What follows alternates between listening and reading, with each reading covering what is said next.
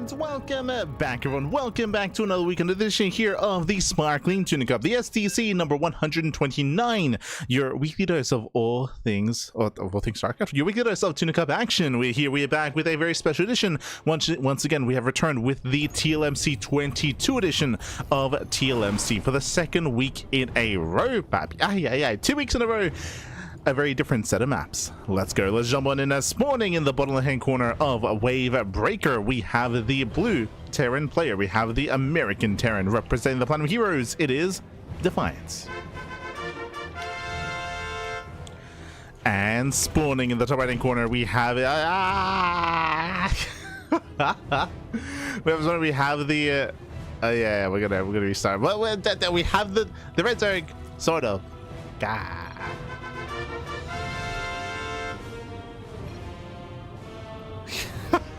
We're gonna restart there. guys, are we gonna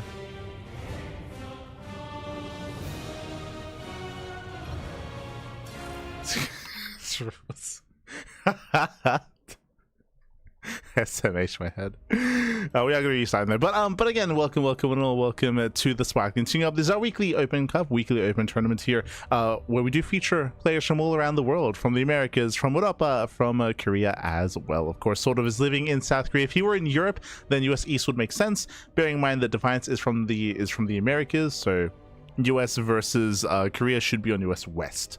At least that is if Defiance is living in the Americas. But it's all good. It is all good way of jumping on in. And again, game one is going to be a Wave Breaker. There's a lot to get into when it comes to the new map pool. We'll get there. Don't you worry. We will get there. But again, we do have a fresh map pool ready for you here tonight. Last week we featured different maps. Bear that in mind. This week we have a fresh set. So we're going to be featuring Defender's Lab, Exarch, Fear and Faith, Rainfall, Sanctuary, Storm Surge, Void Storm, Washout, and Wave Breaker. Oh boy.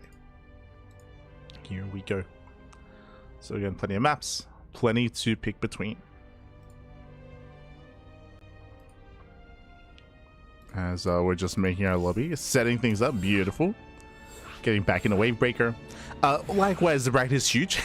I appreciate it. We've been getting a lot of support from the player base, at least. A lot of support, a lot of signups from all around as well. A lot of support from all around. So again, once again, we do have a massive amount of signs. We have a round of 32 match. Bear that in mind. And predictions will open up once we get into the game itself. We'll get there. Don't you worry. Jumping in. Solid side. True. It's all good.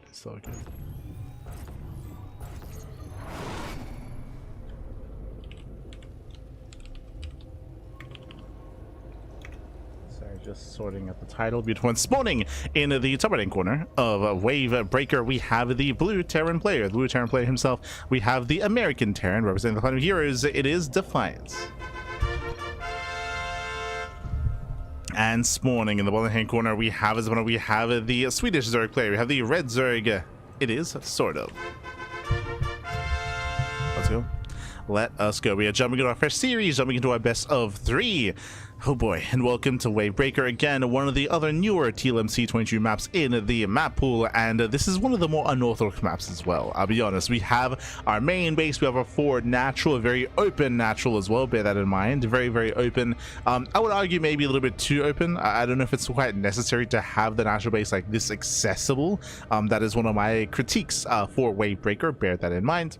But very open, can be opened up even further by knocking down these rocks. Meanwhile, we do have our forward, our linear expansions here. We have our linear third base, we have our triangular third as well. We have our third base locations, which are also on the low ground, also a little bit more accessible, and we have a very direct path across the map, assisted by speed zones. Speed zones are all over the place. But before I get ahead of myself, if you're in the chat, it is Gamba time. Predictions are open. Place your bets on who you think will claim the series. Coming into this sort of is the favorite player. Defiance is coming in as more of an amateur up-and-comer. Best of luck to Defiance. We'll see what he brings to the table. Oh boy. We'll see what he brings. Meanwhile, big shout out to Monster NG for sponsoring alongside Shopify. God, I tried to pan to the Shopify logo. Hold on, we'll try again. Ha! There's nothing there. Where's the Shopify? Where's the Shopify? Where's the... We're surrounded by monster. We're wait, do we have the monster side and do we have the Shopify side? Bam! Where's the... no. Wait, what? It's just monster energy everywhere. Are we... Well, we'll look for it. But again, sponsored by, Jesus, monster energy there as well. We're surrounded by monster, pappy. But there should be an equivalent even there. There should be an equivalent amount of Shopify logos as well, as both of them are sponsoring the event. Huh. Interesting. Oh, there it is. Jesus, I knew it was somewhere. This map a little bit monster heavy, as there were monster logos all over the place, and finally we find the Shopify logo off to the side. There it is, alongside monster. But big shout out to Shopify, big shout out to monster for sponsoring and for funding the TLMC for the season. True. Should I see the other logo somewhere? I mean, it's usually there.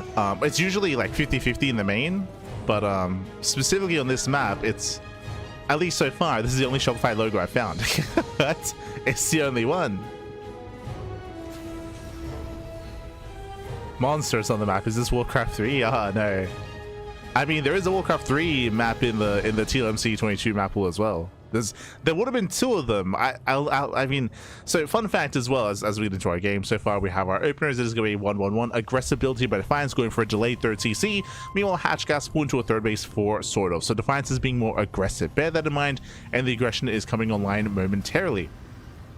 But very quickly, the TLMC judge sheets are finally public. We've been waiting. I don't know if you notice our schedule, but like every couple of days we have like a TLMC finalist stream scheduled, and we have to push it back every other day. Finally, we're locked in tomorrow. Tomorrow, we're going to be live with the TLMC 22 judge sheet like finalist broadcast, where we're going to go through all of these maps and go through all the feedback of every single judge, myself included, to see if we, if we change our opinions, if we learn something, how our opinions differ from other judges, and of course, how all the maps came together as one when it comes to the top 16. So looking forward to that, and I'm curious to see what Silvermoon got, because if you remember, there was another map, another Warcraft 3 map, or Warcraft map, Silvermoon was also in the TLMC 22, but it didn't make it into the top 16. I'm curious where it landed. We'll find out together tomorrow. We'll find out tomorrow during the TLMC stream. We'll get there. For now, it is going to be Lair first. Lair first out of sort of. Lair before Eva Chamber, before Baneley Nest. Meanwhile, Hellions, they attempt to go for a dive here, but sort of is in position. So far, he does react in time. Does come in for this round. Ooh, and he locks him down. Wow, he locks down all four Hellions. Three Hellions falling. One Hellion barely does get away. And remember, behind this, we're committed. We're making even more Hellions. This third CC is late for Defiance, and so far, it's not been worth it. It's not been worth it. That's half the Hellion count being reset. We have more Hellions on the way. Sort of, he now confirms the high Hellion count, by the way. It sort of now confirms how aggressive this was. This could have been the setup for a Hellbat push. There is no armory, not anymore. I mean, now that the Hellion count was reset, now it's kind of less incentivized to go for the armory. But we're still making more Hellions, and hey, there it is. There is that armory behind the main base mineral line. That's a bit of a shame. So we're going for the armory. Looks like we're going to mech. Second star port for Mass Banshee, maybe even BC behind this as well. This armory and the Hellbats could have hit really strong, but remember, 4 Hellions just were killed. 4 Hellions just got surrounded. Those 4 Hellions could have made for 4 extra Hellbats with this Hellbat push. So this is a significantly weaker push here from Defiance. It is weaker, has been softened up. Baliness is done. Queens are pushing forward, and remember, sort of, he did scout the high Hellion count, so he knows. He's aware of the threat of a Hellbat push. Here comes the army. Banelings have yet to morph in. As Lings are opening up the map, setting up first around. There's also unique terrain here. You can knock down these rocks to open up the map a little bit further, and we are going into Hyperfly Raiders. Cloak and Hyperfly into double Banshee production. No BCs yet, no Fusion Core, of course. Same time, +1 ship weapons also on the way. Oh, Hellions, they look for a way in. The speed zones do allow for somewhat faster rotations back and forth, but for the most part, sort of, he's maintained his economy. That's what's scary here. The economy has been more or less untouched. Now, what's interesting is that sort of did not throw down a Bailey nest. He's fully aware that it is going to be mech, but so far sticking with purely Ling Queen or Ling Bane Queen. Lings, Bailings, and Queens. No roaches. This is greedy from sort of. It is greedy. We'll see if he gets away with it. Scan into the main, confirms that the hive is on the way. Fast hive into fast ultras. That should be the plan. I mean, that is going to be a big power spike here, but we'll see what the plans can get done. We're still, I think, banking up all those banshees. Yeah, they're banking up back at home. There's no Overseer in the main. Sort of sees everything. He confirms the double banshee production. He knows. We should be seeing a Spire reaction. There's the Roach Warren. Roach Warren will help against the mech. But anti-air is still limited to Queens. So very limited. You can see sort of trying to outposition. Third CC is exposed. Bailing's ready for the interception. Oh no! No, the Hellions! No! Oh my god! Massive connections. Hellions go down. And with that, sort of he does wreak havoc. 11 SCV kills. Ay, ay, ay. The Mass Banshee is revealed. We do have Infestor to help support, but again, still no Spire, still limited anti-air. How many Banshees do we have? We have 7 so far. 7 Banshees. How many Queens? 11. With Transfuse, the Queens should be able to hold their own alongside Infestor support. Infestors are going to be a big part of this though. Speaking of, oh, the Fungal lands. Yeah, Fungal does land. The Banelings, they smash in. Ooh, Hellbats are going to be completely shut down. And it's all about the Queens. It's all about the Queens. And so far they hold their own. They do Transfuse. That's already 4 Banshees going down. 3 Banshees left. Ay, ay, ay. I mean, that was it. That was the army, by the way. That was the entire army. Defiance bleeding out to most of his Banshees and losing the entirety of the Hellbat army. And now we're desperately trying to switch things up. We're now going into Thor production. No battle mech here. I mean, there's just no economy. We lost all those SCVs earlier. Lings here for the counterattack, and there's nothing to defend. There's 1 Hellion. There's 1 Hellion, 1 Widowmine, and 2 Banshees. And a dream. Yeah, not like this. 11, 12 SCVs going down. Mind Shot even forcing with a friendly fire. More Lings putting in. And again, if you recall, I did believe it was quite greedy for sort of to delay Roach production for so long, but it was only Hellion. It was only Hellion Banshee. There was no Slackbone support. There was no other kind of backbone to the army, of course. The army got called out. I mean, it was just a really rough start as well. To lose those first 4 Hellions to weaken the first push was quite brutal. It allowed sort of to get up to 70 drones quite quickly to secure his side of the map.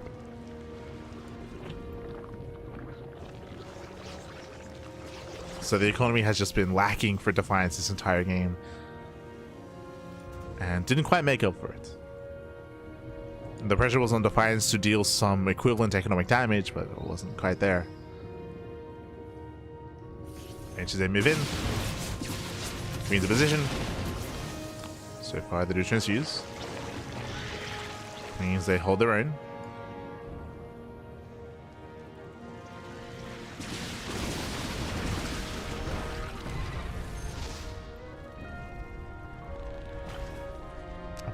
Yeah, they're holding their own.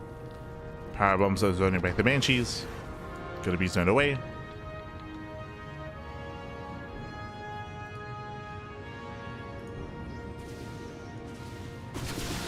Oh, the Wilds! Oh my god, catching out all 3. Dark, is that you? Esther, Dark. Catching out all 3 Banshees at the same time. Massive Ling right into the main. The wall was open. Lings they flooded. They distract the Hellies. They distract the tanks. At the same time, the main army does hit the 3rd. And once again, SCVs they will not get away. That's 15 SCV kills. Tanks falling. And Defiance just cannot secure his bases. That's a kill on the command center as well. Defiance knocked down to 2 bases. And just never going to handle things, never got a foothold. Vile's going to be connecting. Army zoned away. We even have a Lings barred inside the main. Ah, no. Not like this, Pappy, not like this. Oh my god. As with that, looks like the final army is going to be cleaned up, catching all the tanks, the Hellions, the Thors. GG gets called, and sort of will take game number 1. GG. Whew. GG, well played. Again, a unique style here from Defiance, going for his own unique form of mech, going Hellion into double starport mass Banshee. Had potential, especially if it went unscouted, but as we saw, it was scouted, right? Sort of, he got into the main base, he was able to confirm the mass Banshee. Even before that, sort of was able to catch the first wave of Hellions as well, hindering the momentum and hindering the follow-up from Defiance, right? Defiance, he wasn't able to get that momentum, get early game damage. Remember, Defiance went for an early 1-1-1, went for a late third TC. He had to get some damage done to be able to afford that, to be able to justify that, and wasn't quite able to do so. Wasn't quite able to. GG, well played. And with that, sort of does take a lead in the series. We'll see if Defiance can bring it back coming into game number 2. Let's go. Going to be loading into At Eternity's Edge. Let's go. Let's go.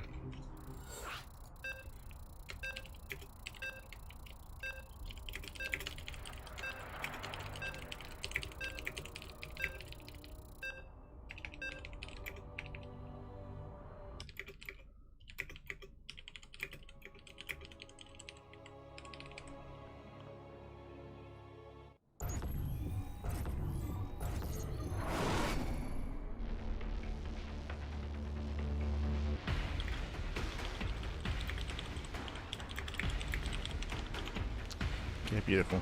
As we're now getting into our next game, it's game number 2 here of our series, and spawning in the bottom right hand corner of At Eternity's Edge, we have the blue Terran player. We have the blue Terran, we have the American Terran representing the Platinum Heroes. It is Defiance.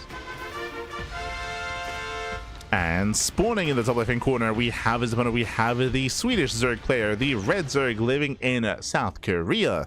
It is Sort of. We go.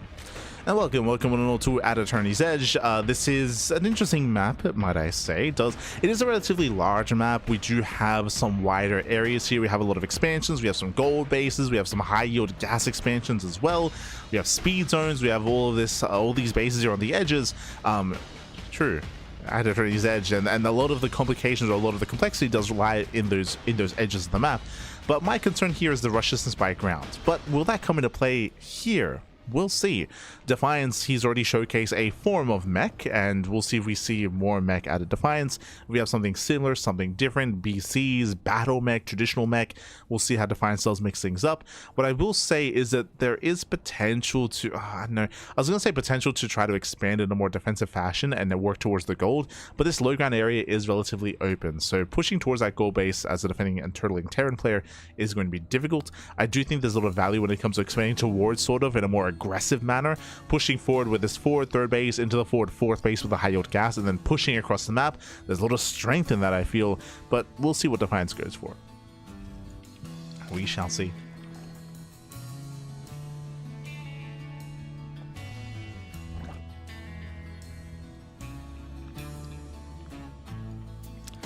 As now, we are going to be maneuvering.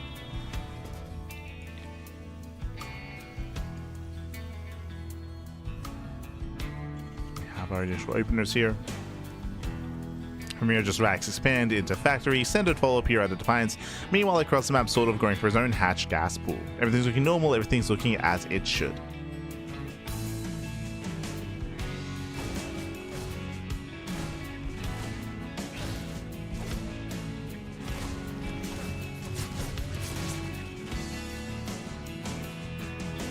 So far, so good.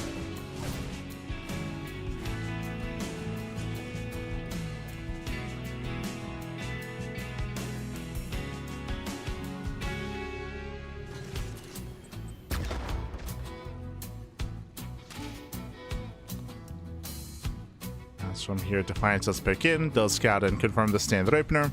Once again, it is going to be a 1-1-1 out of Defiance. So once again, the pressure's on Defiance to get damage done. Defiance is delaying his own third, so he's putting himself behind economically. So Defiance going for a much more aggressive start. Last game, this led into Mass Hellion Banshee.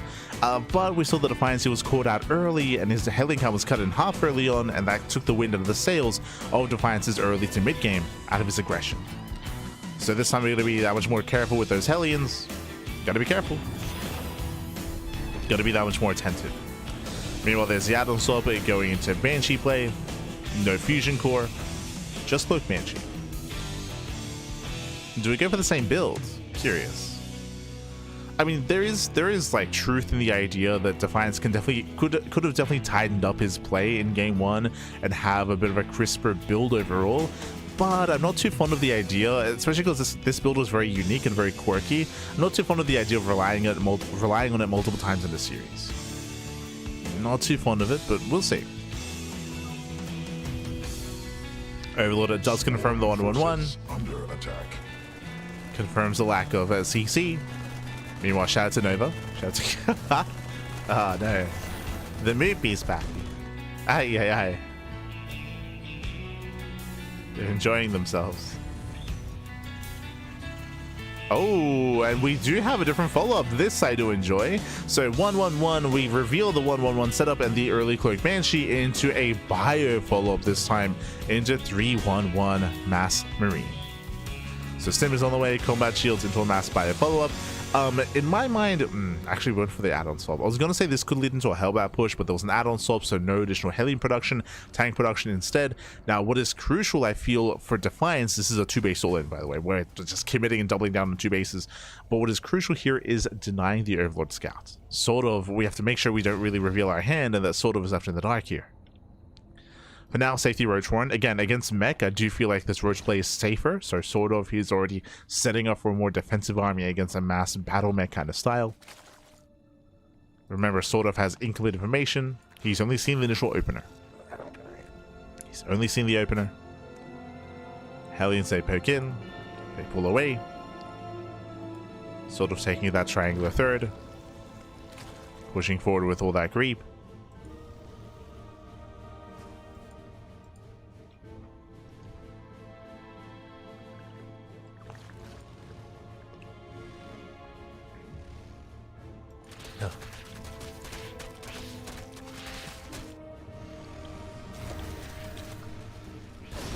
Let's push forward. We're now rotating around. Clearing up at least some of that creep as well, keeping an eye on sort of.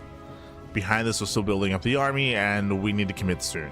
We're gonna have what, 2 tanks, Stim, Combat Shield's still a ways away, so we might get a 3rd tank. But remember, the longer this goes on, the worse it's going to be for Defiance. And sort of, he's not over droning. No, I say that, he's droning up to 70. Getting up to 70 workers, Banshees to hit the main. Drone's going to be going down, getting 1 drone so far. Oh no, the Banshees, no, they're David. Yeah, they're left behind. Oof, and both Banshees do fall. Ay, ay, ay. Yeah, not like this. Sort of, he defends well. He cuts workers here at 17. He's massing up his own Roach army. Massing up Roaches, massing up Lings. Now taking up, and I feel like this is hitting a bit too late here. 3rd CC is on the way, but again, this is an afterthought. It's a very late 3rd. Sort of is all in. Well, there's not really that much to work with, considering the fact that sort of, I mean, he's already building up his Roach Ravager. Like, he's already done droning. I would say the initial Hellion Banshee harass didn't really achieve too much. Killed only 1 drone. Right? Yeah, only 1 drone. Queen goes down. Roach as they move in. The Biles catching up one of the tanks. Yeah, 1 tank already falls. There's only 1 tank left. Remember, the tanks are the backbone of this army. And down to 1.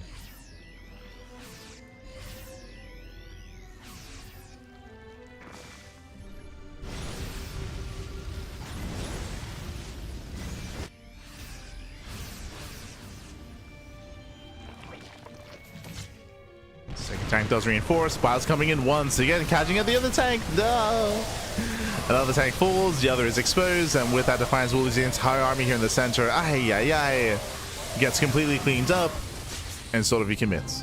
And this is the downside of forcing sort of to go into Roach play. After game 1, here in game 2, we saw early Roaches into a safer start in a Mass Roach Ravager.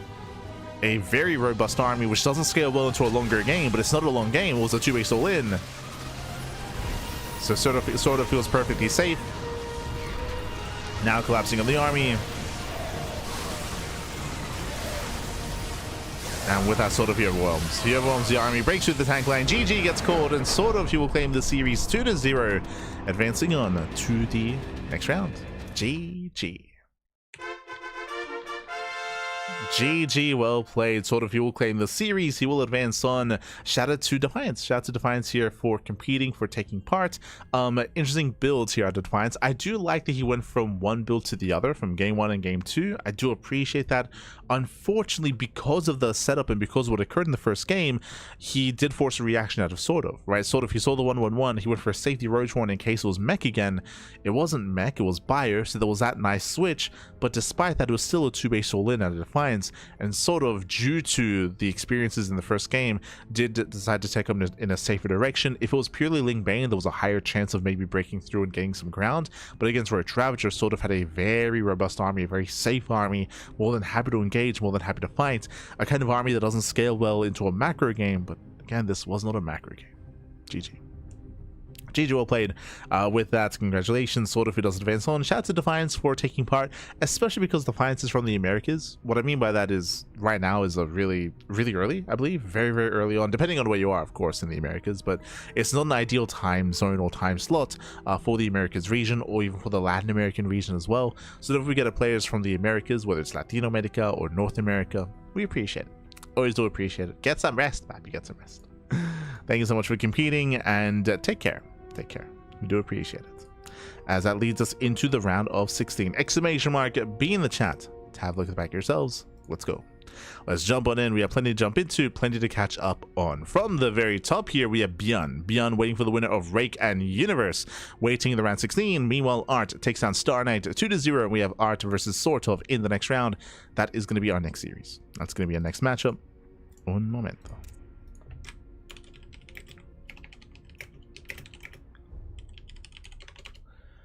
We're just reaching out to our players. So Art versus Sort of is going to be up next. Scrolling down a little bit further here, we do have NightMare. NightMare's up against Azura. Azura takes down Ruxus 2-0. We have a PvP between NightMare and Azura. Scrolling down further, we have Oriana. Oriana takes down Mir 2-0. Oriana's up against Shameless in the round of 16. Big shout out to Oriana. It's been a while. We're big fans of Oriana here. Chinese Terran player, and has been relatively inactive in the international scene for the past year, past 2 years. So great to see him still competing. We always see him from afar when it comes to Chinese tournaments. Great to see him here. Scrolling down, we have Percival. Percival, he's waiting for the winner of Perceive and Railgun in the round of 32. Nickrak takes down Beast 2-0. Middle VK takes down Max Moore 2-0. We have Nickrak versus Middle VK in the second round. Winner goes up against the winner of Percival, Perceive, and Railgun. Scrolling down a little bit further, we have Christiana. Christiana waiting for the winner of Hacker's Top and Camo. We have Ledlix. He 2-0s Murasaki up against Strange in the next round. A lot of Protoss down here. A lot of Protoss. Christiana, Strange, Ledlix. Oh, Ledlix as well. All soon to face off. As my apologies, I was a little bit lost in thought.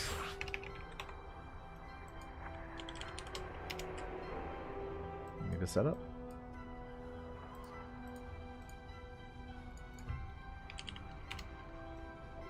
Need to set up, please. Sorry.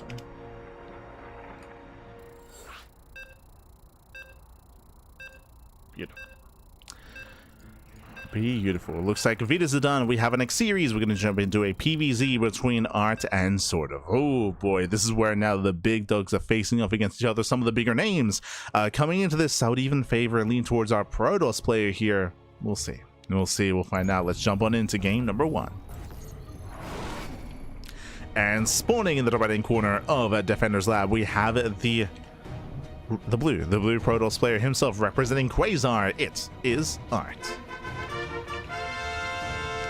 And spawning in the bottom left-hand corner, we have his opponents. We have the red Zerg player, the red Zerg player himself, from the land of Sweden, living in the land of South Korea. It is Sort of. Here we go. Here we go.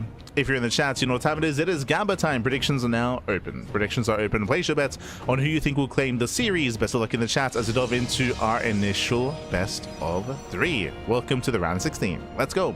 Let's go. Welcome to Defender's Lab. Coming into this, we do have our initial opener. Hatch first out of Sort of. Gate expand out of Art. We're settling into our standard openers here, and welcome to Defender's Lab. When it comes to this map, of course, it is a maybe not the most visually appealing map. I will say that 100%. That was one of my biggest critiques, is the visual aesthetic of the yellow grid and the black grid.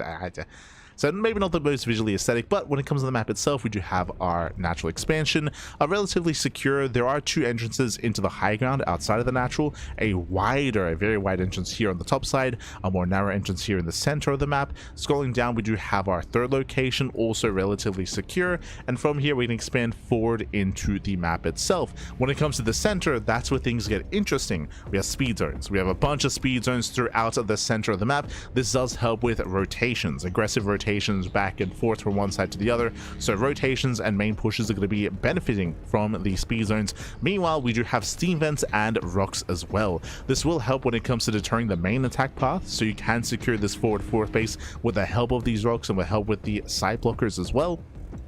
So we do have side blockers, we have rocks to delay, to deter at least a little bit, but then the map does open up eventually as rocks are knocked down and as the map does open throughout the mid to late game.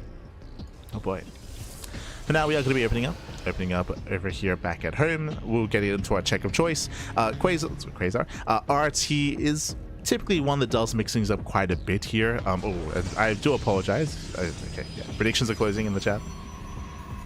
Get your gamba going while you can. Get your gamba going.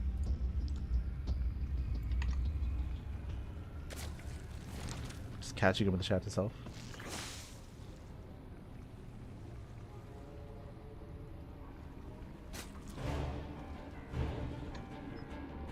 I see Artemis in the chat. Hey Artemis, calm down. Don't be a clown, Papi. Don't be a clown. It's catching up.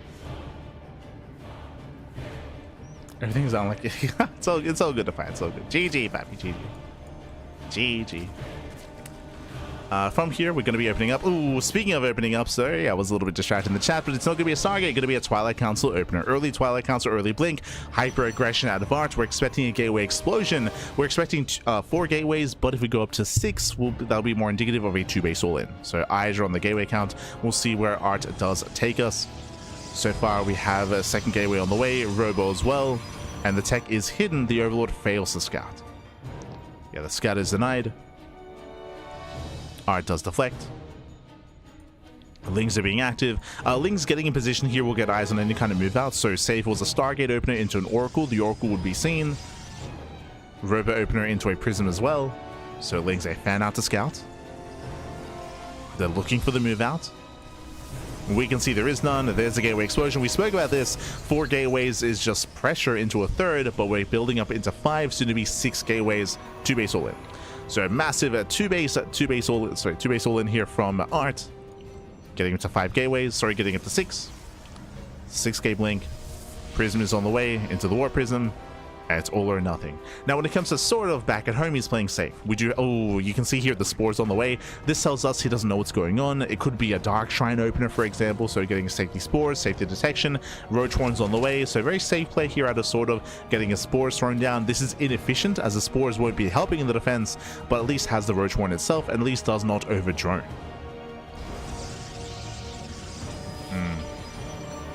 Yes, here we go. The all-in is upon us. RT's moving out. The Prism does join. Oh, catching up one of the Stalkers already. Ooh, gets one. Nice pick up. Does catch one Stalker. The Lings, they do force a defensive warp in. This is a fly that's stuck at home, not across the map. So this is doing damage. Does force that warp in. But the army has arrived. Yeah, the army has arrived. Get into with the first queen. Yeah, 1 queen goes down.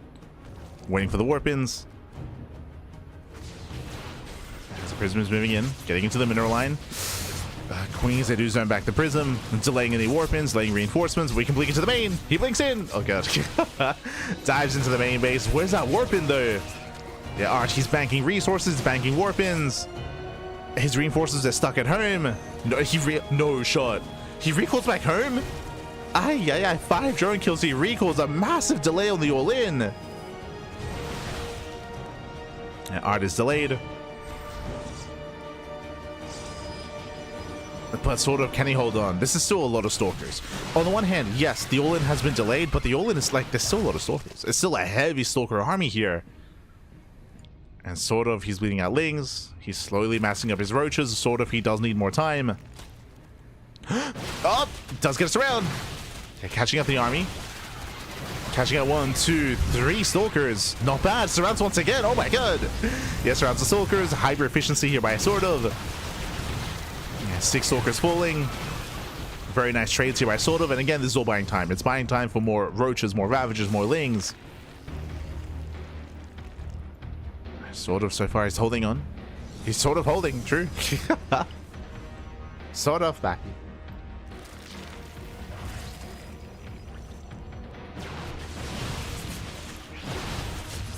As Art, he again tries to commit in. Ravagers, can we get on top of the prism? The Vials! Oh!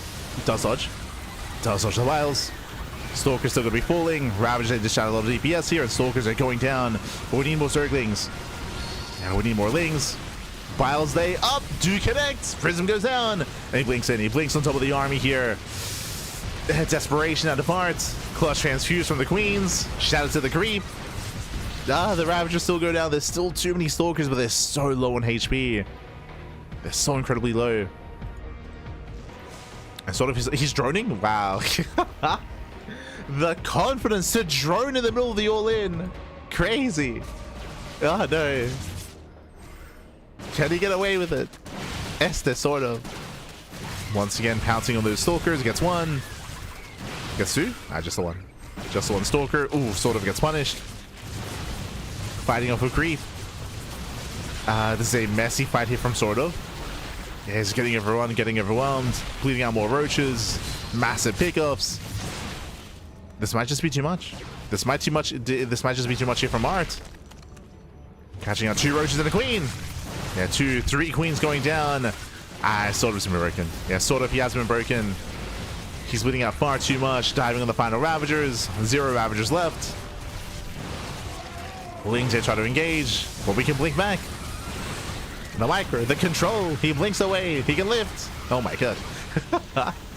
And again, so Art, he has done it. He has broken sort of here, sort of barely, not enough. He got caught out of a creeper one too many times. No more Zerglings left. Roaches are exposed. And Art has done it, diving on the final Roaches here. GG gets called, and Art, he takes game number 1. Whew. GG. GG, well played. Art does take a lead in the series. Again, massive 2-base all in here by Art. Sort of was doing a great job when it came to forcing defensive warp-ins, forcing the recall back home, delaying the push, catching Stalkers in the center of the map as well. It was impressive, but as we did point out, there were one too many times where he was caught off of creep, bleeding out Roaches, and Roaches, he couldn't quite afford to lose them. He had a limited economy himself. You could argue that maybe sort of could have droned earlier, but droning as late as he did was quite greedy, and he was punished for it. Of course, he was punished for it.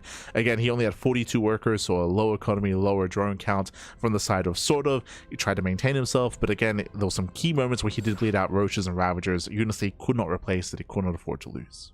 GG. GG, well played. It was quite close though. It was quite close. Definitely a moment where sort of almost fully held, almost. But with that, we're getting into game number 2. Gonna be loading into Sanctuary. Oh boy.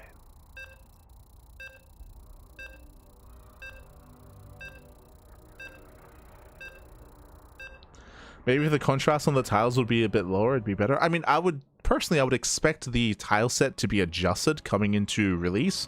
For those who don't know, the map makers for these maps are still taking in feedback, and they're still adjusting, and they're still making changes. So any feedback that you do have would be appreciated for said map makers. I think something that I should emphasize, because I see Chainsaw saying what a hater. I actually rated the previous map quite highly. The one negative thing that I had to say was about the aesthetic of the map. But when it comes to the layout, when it comes to the side blockers, the steam vents, the rocks, the speed zones, the layout, the ramps, the positioning of the bases, like I did have some positive things to say. That's what I provided in my feedback. Bearing in mind I was one of the judges of TLMC. But let's go. Let's go. We're jumping into game number 2, and spawning in the top right-hand corner of Sanctuary 3, we do have the blue Protoss player. We have the blue Protoss himself, leading the series 1-0, representing Quasar. It is Art. And spawning in the bottom left-hand corner, we have his opponents. We have the red Zerg player. The red Zerg player himself, from the land of Sweden, living in the land of South Korea. Down in the series, can he bounce back? It is sort of. Let's go. let us go and welcome one and all to Sanctuary. Ooh, and I'm curious here as to the map itself. Welcome to Sanctuary 3. This is a resubmission, if you recall. We did judge this map back in TLMC 21, then it was resubmitted for TLMC 22, but with changes made, of course. So we have our high ground natural base. What I mean by that is a ramp. Ramp coming into the natural, so a very secure 2-base setup. Can be opened up over time, but for the most part is very secure. We do have our triangular third base, which is also relatively secure as well. There is this area on the low ground that can be abused, so you have this low ground set up in between the bases where you can engage, you can be aggressive on. Likewise, we have the low ground expand as well, which is right next to our bases, so the distance between your natural, your low ground base and the high ground third is quite close. And then of course we have the direct path across the map. This was our biggest criticism about this map, is the very direct attack path from third to third, but I did admit that because of these rocks that can be knocked down, that will disrupt, that will potentially delay pushes. We have these destructible towers here in the center and here as well, so if you see an all-in coming, if it's like a 2-base all-in or 3-base all-in, you can knock down these towers ahead of time to help you defend your third expansion. So that is a factor here. I do know that the map maker for this map, after receiving feedback, was tempted to maybe even throw down a slow zone in the center as well. I don't know if that's necessary. It's hard to say, it's hard to judge. I also wouldn't say that it isn't a negative thing to have aggressive options available on a map. It's possible that maybe these destructible towers are good enough. It's hard to say. It is hard to say. But again, the rush distance by gun is very direct, at least from third to third. When it comes to our fourth locations, they're a little more spread out, a little more exposed. Once again, we have this low ground area in between the third and fourth base that can be abused, a wider attack path here on the right hand side, or even from the top side as well. I will say, again, the purpose of this period of time right now is to test, is to play out as many games as possible on these maps, to test them out, to get some feedback, to get some data, and also to provide that and to even vote on the maps, of course, moving forward. Bearing in mind that voting is open tomorrow, I believe. Tomorrow or sometime this week, public voting will be open for maps you want to see in the map pool. So it's all about taking in these maps. Meanwhile, once again, Twilight Council opener. Once again, Twilight Council out of R. It's a gateway explosion, this time DTs. Last game, it was a 2-base, 6-gate blink all-in. This time it's a 2-gate DT all-in here instead, as we're throwing down extra gateways. So 4-gate Dark Templar out of art. Very committed, very aggressive, and we'll see if Sort of can keep up. Now, last game, if you remember, Sort of did blindly get some safety spore crawlers. I'm hoping he does so this time as well. As Sort of, once again, his scat is denied. The Overlord is on low HP, less than half. The Overlord cannot move in. Safety Roach Warren out of Sort of, so far so good. He's getting his Safety Warren and Cutting Workers at 38. But I don't see any spores. Now, just like last time, he does fan out his Zerglings. As I mentioned previously, he's looking for any Oracle moving out or War Prism moving out that will give him some information as to what the build is. And he does for the Prism. He now knows earlier Robo. Earlier Robo, earlier than last time. Spores are on the way. Getting a Spore at the third and a Spore at the natural. Very well timed. So the Spore, at least at the natural, should finish in time. Adepts are getting caught. Here comes a massive warp in, 4 Dark Templar at a time. And again, Sort of, he does have his spores. They're in position, but can he defend them? That's still 4 DTs. Now making the way towards the Queens. Oh, gets on top of 1. Tries to at least, and so far Sort of he defends. Yeah, nice positioning. Does deflect. Whew, holds on against the Dark Templar, and here come the Archons. Again, that is the main strength of this build, is that, hey, DTs, if they don't find any damage, morph in Archons and hunt down Overlords. Hunt down Overlords, deny creep, threaten mineral lines, and hunt down Queens as well. So here comes the follow-up Archon drop. He's going for the Queen. Takes down a Tumor. Settles for the Overlord. The Lings, they will disrupt the third, but the third should get up and running. Yeah, none of Zerglings. Not enough. Prism pulls away. And our players are transitioning. From here, Art is expanding and Sort of can now drone. He can now just drone up freely. Oof. As Archons against the middle line, 3 drones go down. Not bad. And 3 drones and a Queen. 2 Queens even. Oh my god. Just the one. So 1 queen and 3 drones. Not bad here from Art. Back at home, does defend with the Dark Templar. And we're following over Charge. Charge is a follow-up Immortal production as well. We'll keep an eye on that Immortal count. Art still being active. And this is where the rush distance background is going to come into play. This is where I would say that sort of, if we wanted to, we could go for a 3-base all-in. Outbase taking more gases. Never mind. He's taking all 6 gases. Tells us he's taking up a little bit further. He's droning, is saturating. And we'll see where he stops.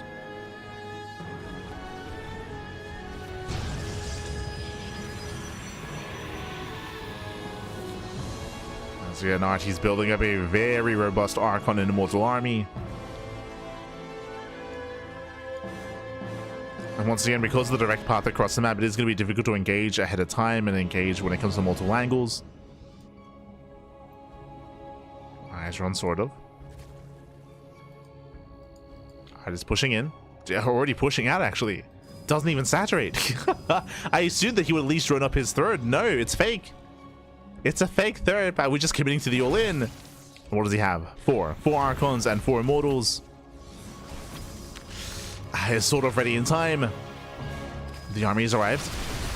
Whilst they to graze the army, at least they graze 1 zealot, and they look at that, the force field. He catches out the Ravagers. Ravagers go down. Lings they cannot engage, and this is getting a hand. This is getting a hand here. The force fields are insane, catching out 3 more roaches. And 3 more roaches caught out, and sort of he's in trouble here. Once again, we spoke about this, but the rush distance background is so short on this map.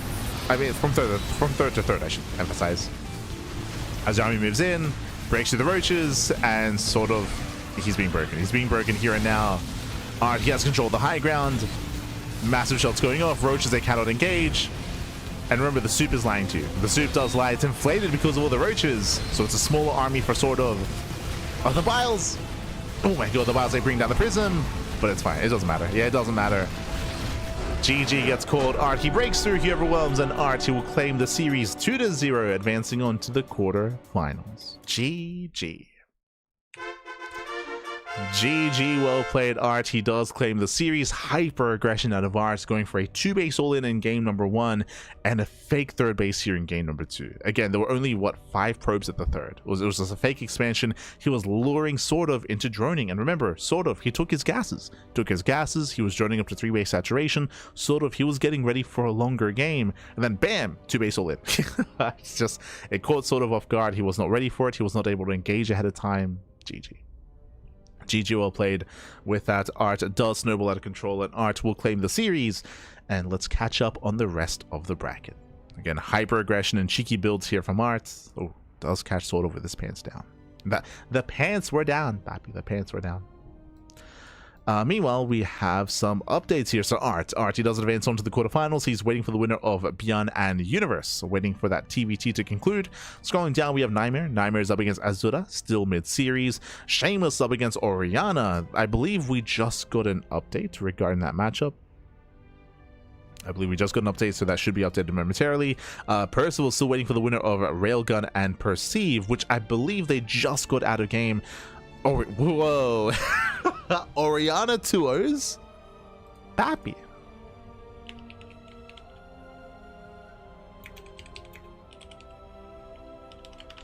I'm not messaging Oriana. Oh my god. Crazy. Shameless, he's a heavy favorite. He's a heavy favorite to even make it to the semifinals, by the way. I would favor even Shameless over NightMare at the moment. But for Shameless to go down to Oriana, that is a big upset.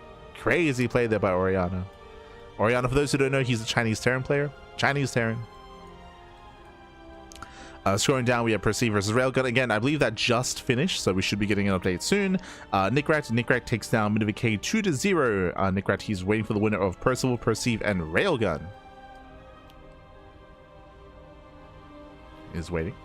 Scrolling down, we have Strange. Strange takes down Murasaki, takes down Lelix, and is waiting for the winner of Cristiano, Hackerstop, and Camo. Ooh, looks like we still have a first round match ongoing. I did see Camo and Hackerstop earlier. Like, I believe they are playing their games. That's a long series. Like, we just wrapped up 2 best of 3s. And they're still in the first round. Your Railgun, that we have confirmation. Railgun takes down Perceive 2-1. Went all the way to the A smash, does take down Perceive. So Railgun versus Percival into the next round. So the bracket is progressing.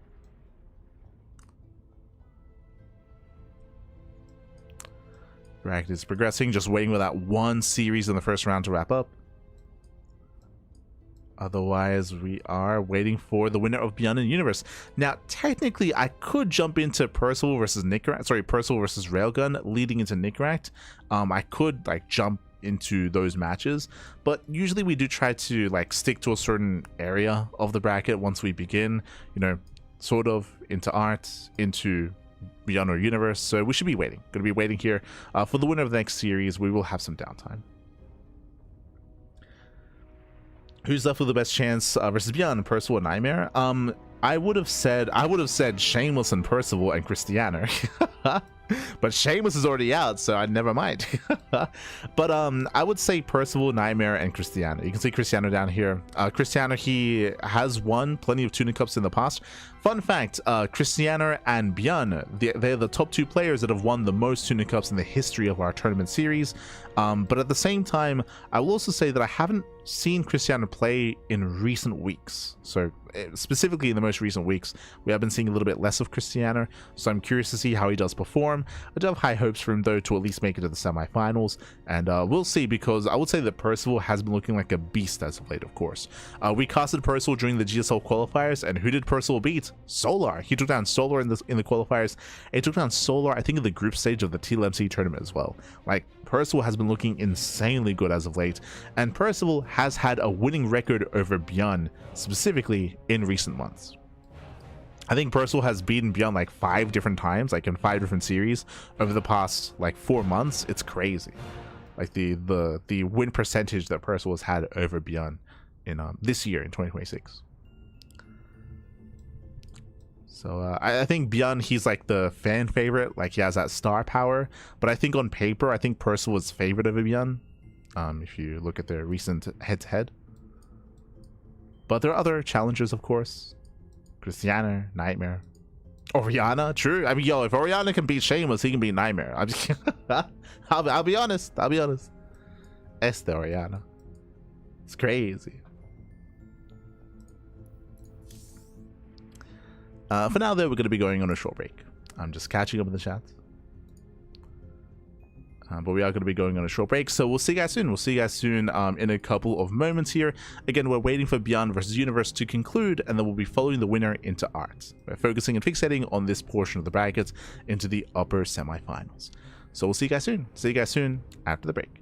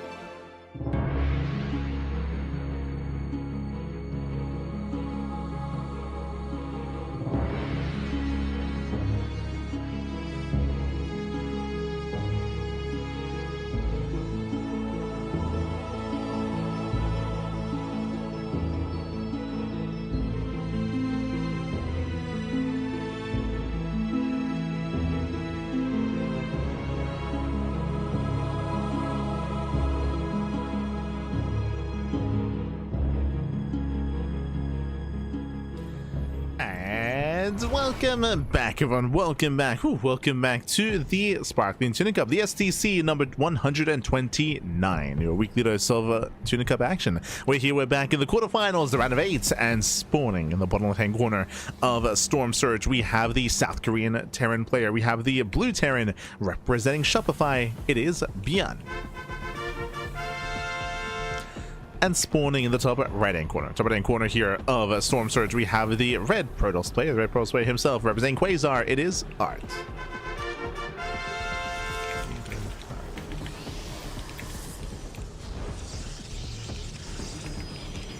Here we go, we're jumping on in, and if you're in the chat, so you know what time it is Gamba time. Predictions are now open. Place your bets on who you think will claim the series. Best of luck in the chat as we delve into our TVP. Let's go, let us jump on in. Bienvenidos. And yes, I do see in the chat, where's the free code? No, we do not have free codes, unfortunately, for our tournaments, but if you want to help support this event specifically, you can do so via Matcherino. Exclamation mark Matcherino in the chat will allow you to donate and to boost the prize pool for this specific event if you wish. Otherwise, we are jumping into our fresh best of 3. And welcome to Storm Surge.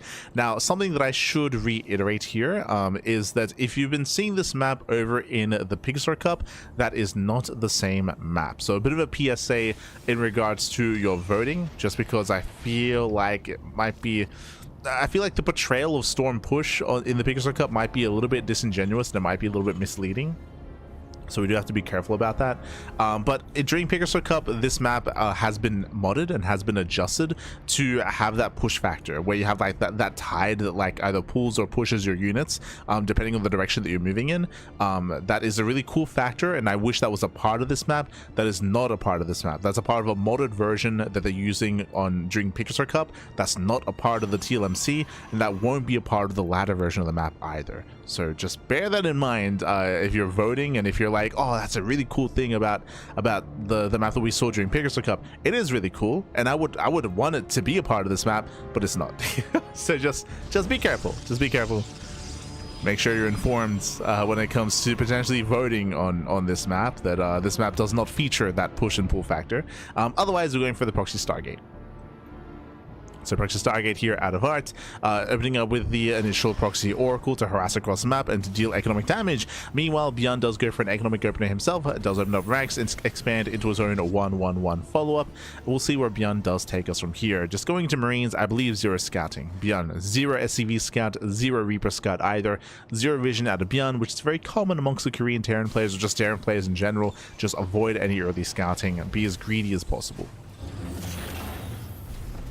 As a result, ByuN doesn't know that there's anything hidden on the map. But now catching out the initial adept.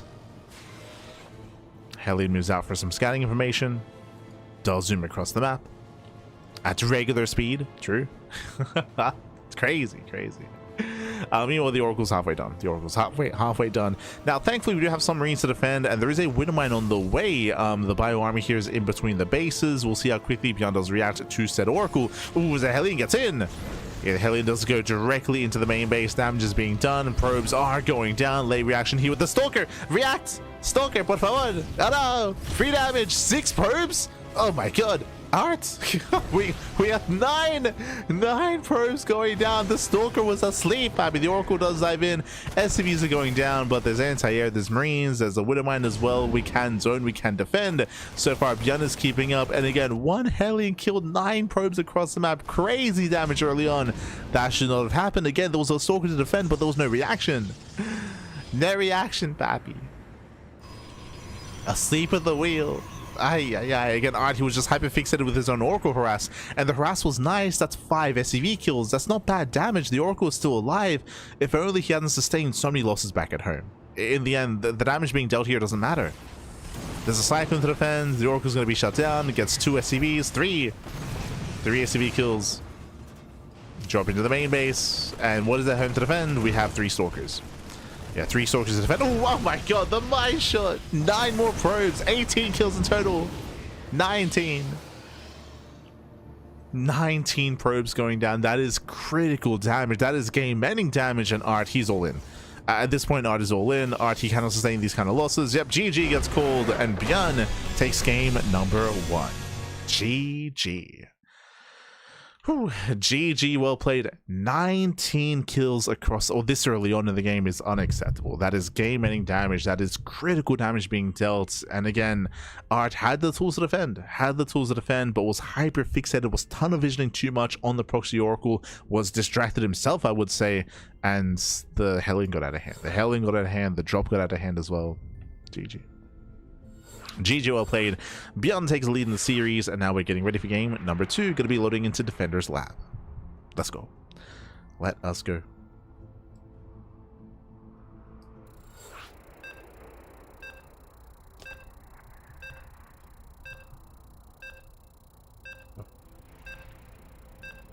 Crazy damage. Crazy. Might be crazy. Ooh, again, the MVP Hellion. And again, Art, he had stalkers, he had units to help defend back at home, but again, did seem like the attention was fully on the Oracle, was fully on the proxy, and alas, did suffer as a result of that. But here we go, we're loading into game number 2, going to be loading into Defender's Lab, and spawning in the top right-hand corner of Defender's Lab, we have the South Korean Terran player. We have the blue Terran representing Shopify, leading the series 1-0. It is ByuN. And spawning in the bottom left-hand corner, we have his opponents. We have the red Protoss player, himself, representing Quasar. It is Art. Here we go. And again, a cheeky build out of Art last game, going for the proxy Stargate. And remember, the Oracle was doing damage. He killed 5 probes. Sorry, 5 SCVs with the initial Oracle. That was good. That was not bad. If only he didn't lose 9 probes at home. Right? That's that did put a bit of a sour taste in my mouth when it came to the early game there for Art, and everything just went from bad to worse. 19 probe kills in total. It was just too many losses to sustain that early on, and the game did end then and there. We'll see how our players do adjust coming to game number 2, as ByuN does open up double gas. Okay, double gas opener. This means a faster factory, a delayed command center, a much more tech-heavy start out of ByuN, and we'll see how Art likewise does respond. The Tuna, baby. The Tuna.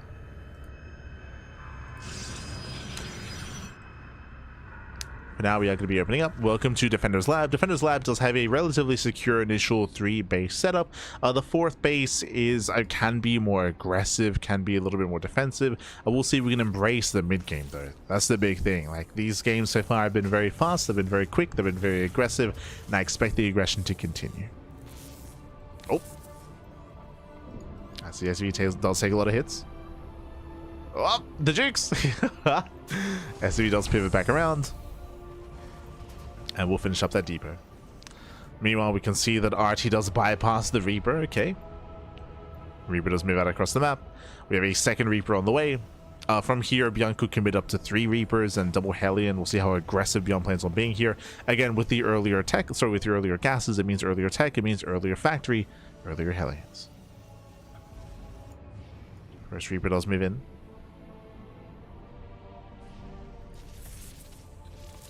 Probe tasing away at the SCV. Stalker does deflect. The probe is going to be hunted down. Oh, hello, and ByuN, he does stop at 2. Okay, so double Reaper into what? Into Tech Labs. Okay, so Tech Lab on the factory, reactor on the racks as well.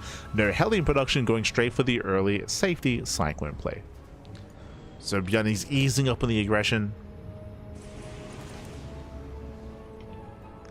Going for the Cyclones, despite that the Reapers still find some damage. The battery is a little bit too late. Yeah, late battery here. 1, 2 probe kills, then we get up to 3. 3 probes go down, and the Reapers, they back off. So nice damage out here by ByuN. Stalker was out of position. Oh.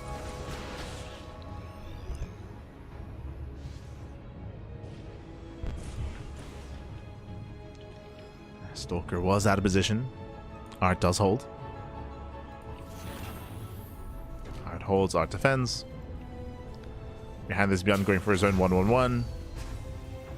I only made the singular Cyclone, and I was curious. I was like, are we out swapping or not? What's going on? Is going for the swap. From here, we can go into early Cloak Banshee, or we can go for a Raven play. Show us what you got.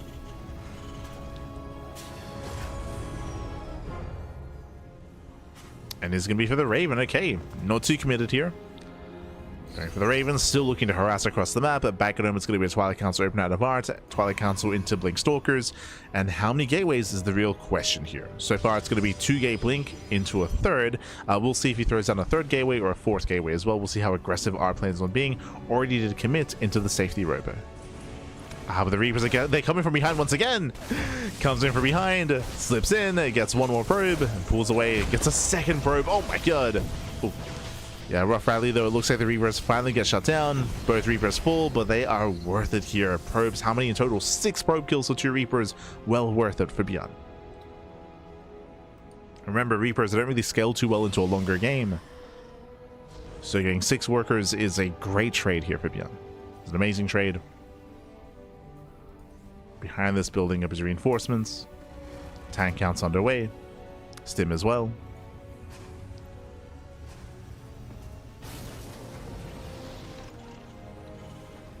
And art did sell on a low gateway count. We were curious. 2-gate. So 2-gate Blink into a robo into a third base. So relatively greedy build here by art.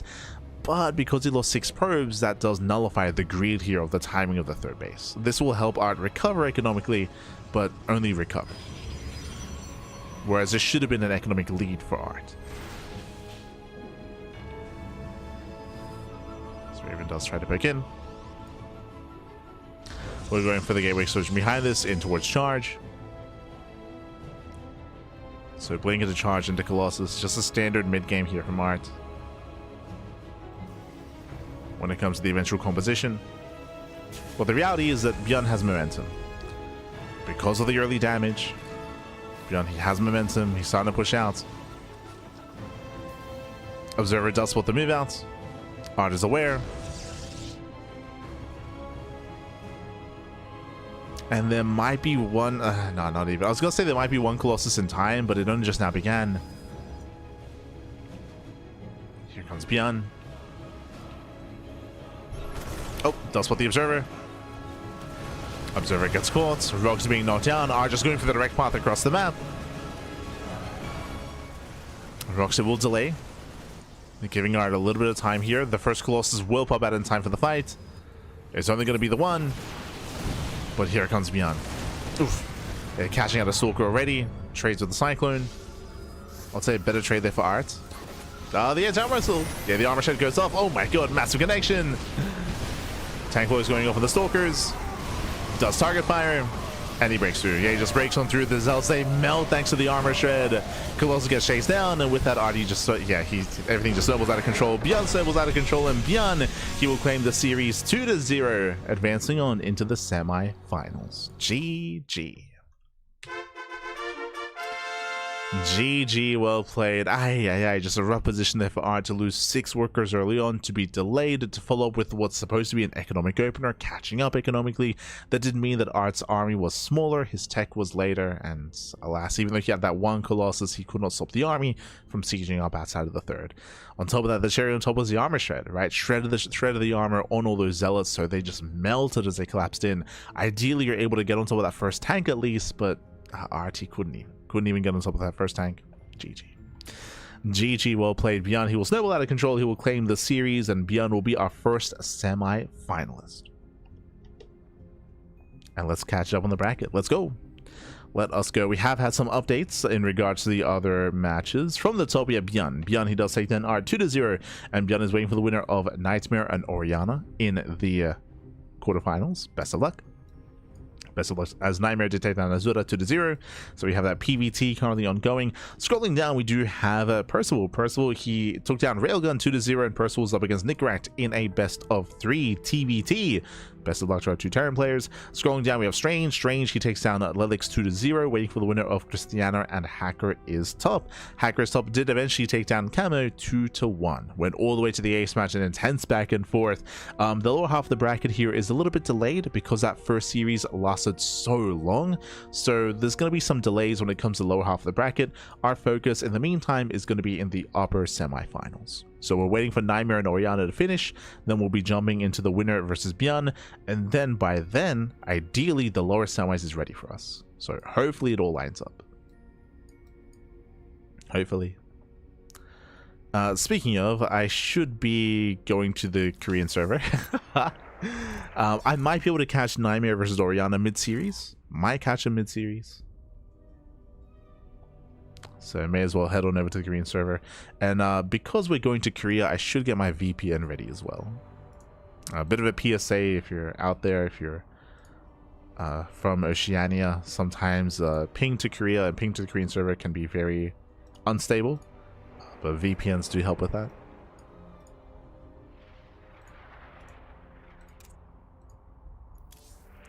You can see NightMare, he's 6 minutes into his game. NightMare and Orianna. Look at their match history here. They were laddering though previously today.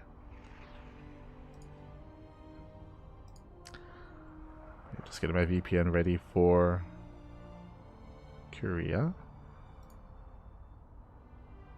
Un momento. Where are we connecting to? Okay.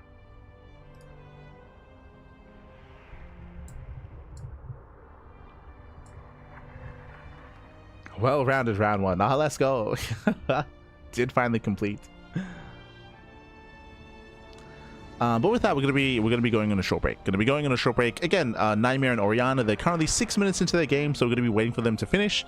We might jump into like a game 2 or a game 3, or they might finish, wrap up, and then we'll be following the winner into ByuN. Coming into NightMare versus Orianna, NightMare is the favorite player, but hey, if Orianna could bring down Shameless, like yo, that says something here. Now I would imagine that Orianna was hyper cheesy and hyper aggressive, and was able to catch Shameless with his pants down. That would make sense in my mind, but we'll see if Orianna can cause another upset, as I would say that Orianna beating Shameless was an upset. So we'll see if we can do it again. Otherwise, we're going to be going on that short break, and we'll see you guys soon after the break here with either, you know, mid-series NightMare Orianna or winner versus ByuN. See you soon.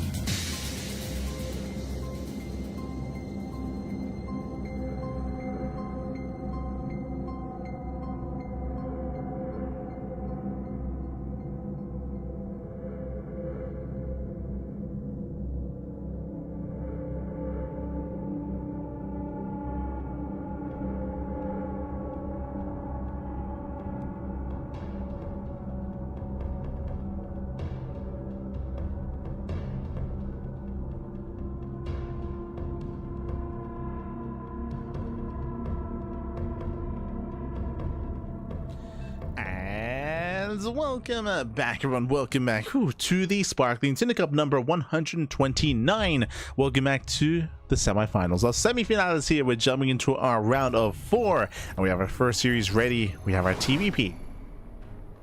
And spawning in the top right hand corner of Sanctuary 3, we have the South Korean Terran player. We have the blue Terran representing Shopify. It is ByuN. And spawning in the bottom left hand corner, we have his opponent. We have the South Korean Protoss player. We have the red Protoss. It is NightMare. And if you're in the chat, you know what time it is. It is Gamba time. Predictions are now open. Place your bets. Place your bets on who you think will claim the series. Best of luck in the chat as we delve into our initial PVT. Getting into this best of 3, bearing in mind that ByuN is the favorite player here, but NightMare, he can threaten him 100%. NightMare has been a little bit less active though. He has been less active in recent times. And has been a little bit less frequent when it comes to competing in these events. So we'll see what NightMare brings to the table. Let's go. Let us go. Coming into this double gas opener out of ByuN, going double gas into a faster factory, into a delayed CC.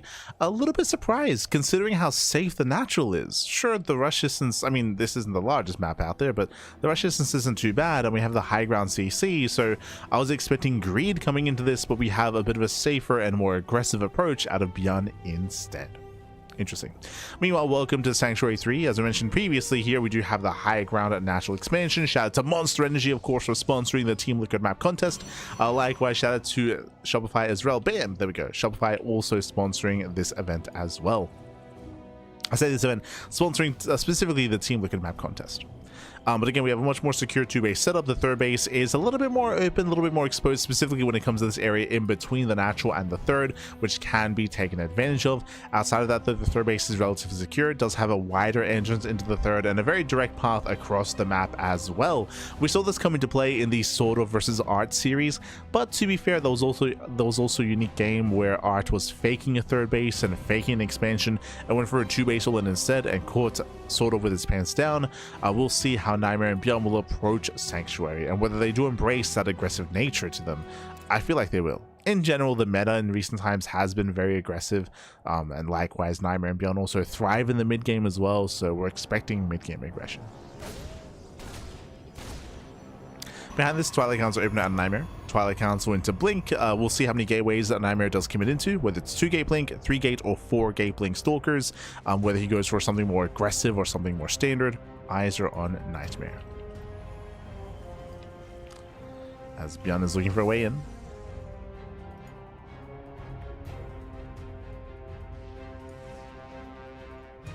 So just making sure the predictions did in fact open.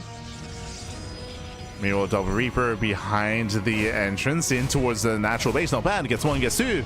Yeah, 2 probes going to be going down, making use of that alternate path in towards the natural. NightMare was out of position. And bleeds out 2 workers, and both Reapers get away. So far, a nice start here by ByuN. Behind this, if you remember, against Arch, we saw ByuN go for a faster tech lab. This time, no tech lab. Goes into reactive Marines in towards a Woodermine drop follow-up after the Reaper Hellion. So this time, a little more active, a little more aggressive. ByuN, he threatens a dive. Ooh, we'll lose 1 Reaper in the process, so ByuN does overextend, but so far, it was still a better trade for ByuN, picking off 2 workers for a Reaper. So far, so good.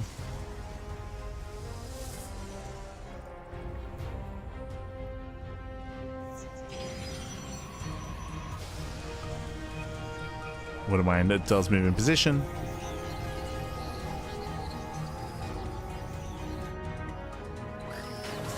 Oh, catching out a Stalker, not bad. Does catch out a Stalker, no economic damage. At the same time, we do have our Wouldn't mind dropping towards the natural. Oh, he's scuttling away. He's like, I mean, he's the least distracting. Will be hunted down. Yeah, tries to hide, but does fall. Medevac in towards the main base. Back in the main, there's nothing to defend. Stalkers are at the natural. But NightMare should react in time. Shouldn't lose too much here, if anything. Is that bar? No! Ooh, no reaction! Yeah, late reaction there. 3 probes going to be going down. NightMare, he pulled away a group of probes, not quite the workers that were targeted. 3 probe kills, and the Woodermine gets away. No shot. Does barely get away as well. Very nice damage here by ByuN. ByuN takes the lead. ByuN takes the lead, and NightMare a little bit sad. Smooch, pappy, smooch. Feels bad, man.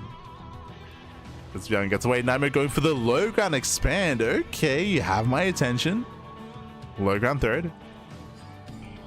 He's expanding away from ByuN. Wouldn't mind is hunted down. Does get caught. ByuN back at home, building up his own bio tank. Building the stim. Combat shields +1. Meanwhile, NightMare, I believe 2-gate? Yep, 2-gate blink into a third. We have an economic build here by NightMare. But once again, we saw this in the art series, but NightMare, he lost 6 probes in the lead up to this, so this economic opener, what should have been leading into an economic lead, is leading into NightMare catching up economically. So NightMare, he has to play catch up. He has to make up for his losses. ByuN building up his army, and this 2-base move out, it's going to hit quite hard. And now though, he's contained, waiting for his upgrades.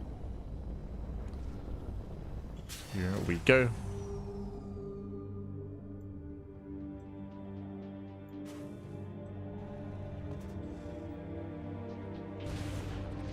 Oh jeez, five more? Yeah, 5 more probes gonna be going down. That was to another Widow Mine? It was. Another Widow Mine scuttles in. Ay, ay, ay. That should not have happened. ByuN dropping on the right hand side. He's moving out.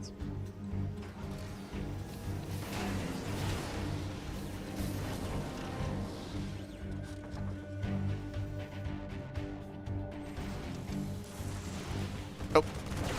Yeah, so as they do try to commit into the dive, they do catch out one of the upgrades at least. Not quite stim, unfortunately. Oof. He has 9 combat shields. ByuN making his way across the map. Decent pick off. This will delay ByuN somewhat, but again, stim will finish. Yeah, stim will still finish. ByuN, he can still push. He's moving out across the map, and NightMare, he's in trouble here. He has to try to slow this down, drop into the main. Charge is done. NightMare's distracted, forced to respond. Yeah, pulls into the main base. Here comes the main army. ByuN has momentum, even catching out a Stalker. Gets one. Takes on a Stalker. Medevac is going to fall. Oh, that's a full medevac going down, but the main army will siege. Yeah, sieging outside of the natural. Oof. Yeah, zoning away the army. Pylon falls, no battery, massive tank shots. Ay, ay, ay. Yeah, massive tank shots going off. And NightMare will hold. Yeah, does hold on, does defend. There's still 4 more probes going down. ByuN does pull out. Yeah, pulls out, racing back home. Is quite overstimmed. that's almost purely from stimming, papi. Ay, ay, ay. Has to calm down, has to pull away. But overall, ByuN still has momentum. ByuN has an equivalent, if not greater, worker count. Third CC is almost done. ByuN escapes with his main army.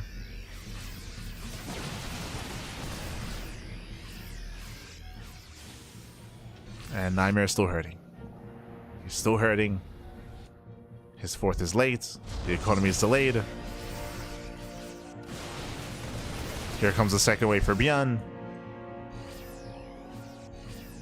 And moving out across the map. What do we have to defend? It's going to be 1 Colossus. We're going to have 1 Colossus here.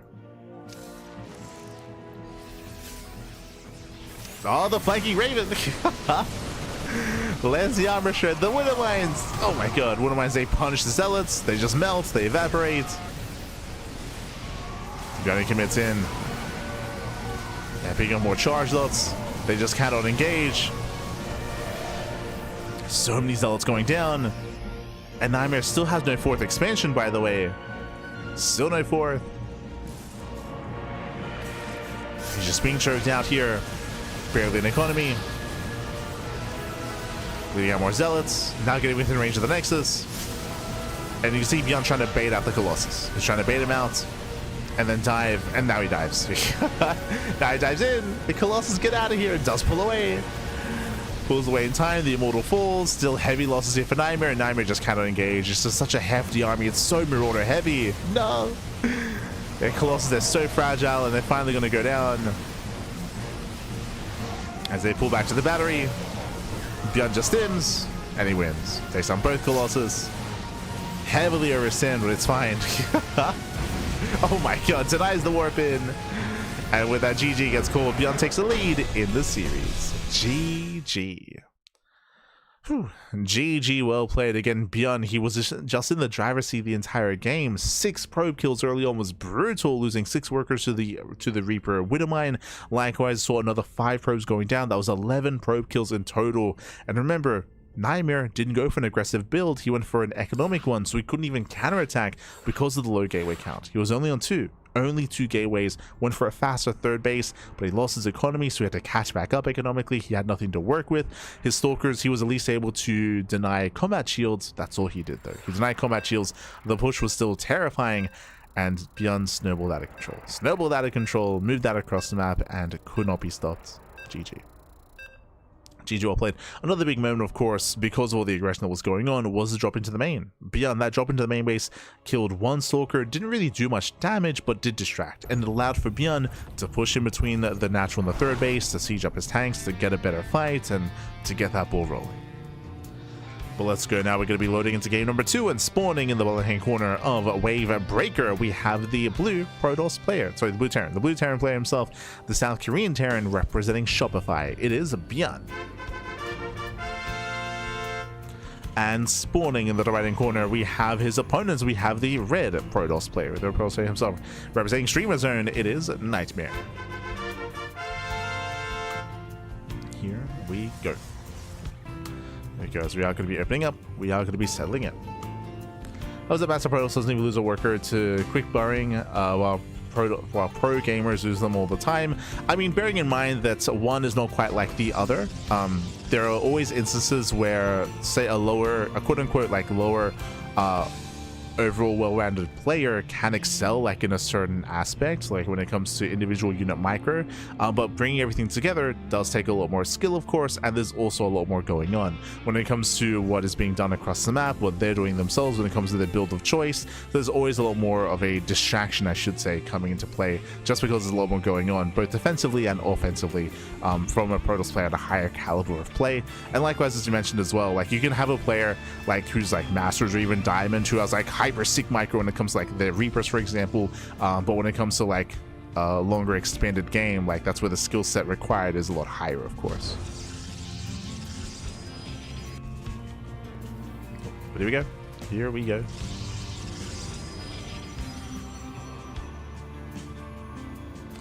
So far, we're going to be opening up is once again double gas opener out of ByuN, going for his own faster factory, going for a delayed CC. Once again, we have a much more tech heavy start here by ByuN. Much more tech heavy. Last game, this led into additional Reaper Hellion early on. This time, we'll see if he goes for the early tech lab. Meanwhile, welcome to Wave Breaker. Wave Breaker is a very unique map in the map pool. Very, very unique. Has a very unorthodox layout as well. I had a really hard time judging this map. Very, very hard time. Just because like we have speed zones in the center, we have a direct rush distance across the map, we have an open natural expansion, but we also have like these weird like rocks in the center as well that limits rotations and limits certain attack paths. We have the low ground expand at the 4th, low ground expansion at the 3rd as well. It's a very unique map. It's very unique. I think Wave Breaker, I think this was the highest rated map amongst all of the judges. I'll have to again, we're going to be going more in depth into it tomorrow during our judging stream, our TLMC stream. But I believe like Wave Breaker was number 1. Yeah.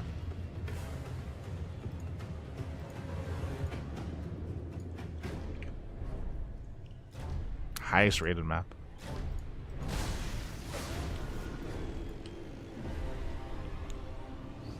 But I did have a hard time with this one, for sure. Did have a harder time.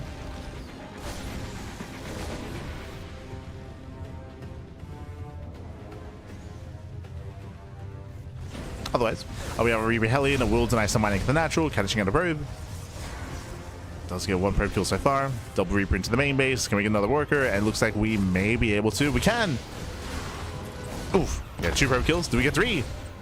Got 2 probes going down. The Reapers are coming into the mineral line. The 3rd probe does full. 4 probe kills. Oh my god. 5? 5 probes going down. And a full scout as well. Critical damage early on. And we're still not done.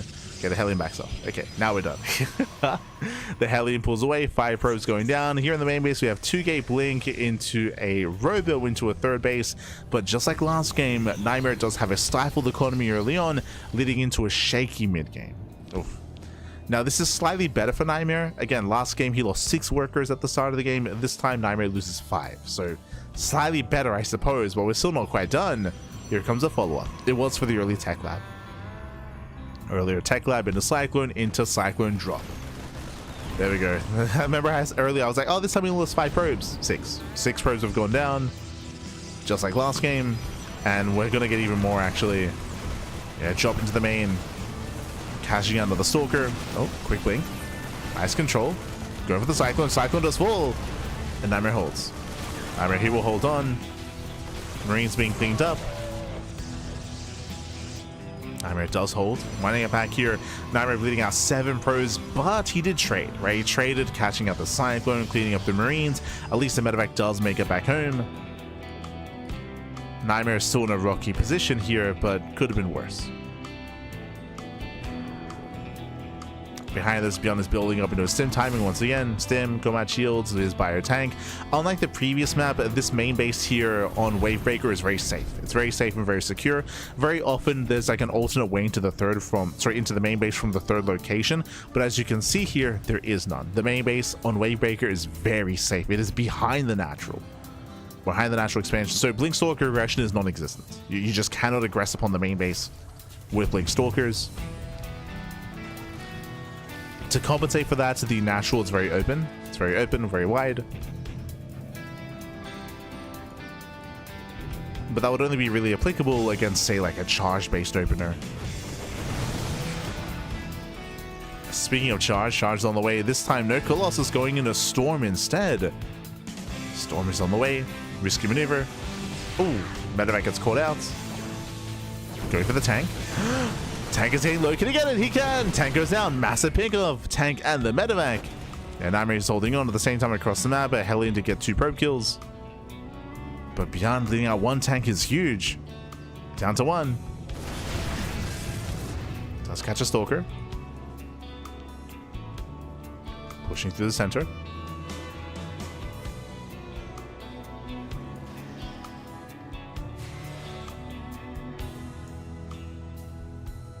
Rush through.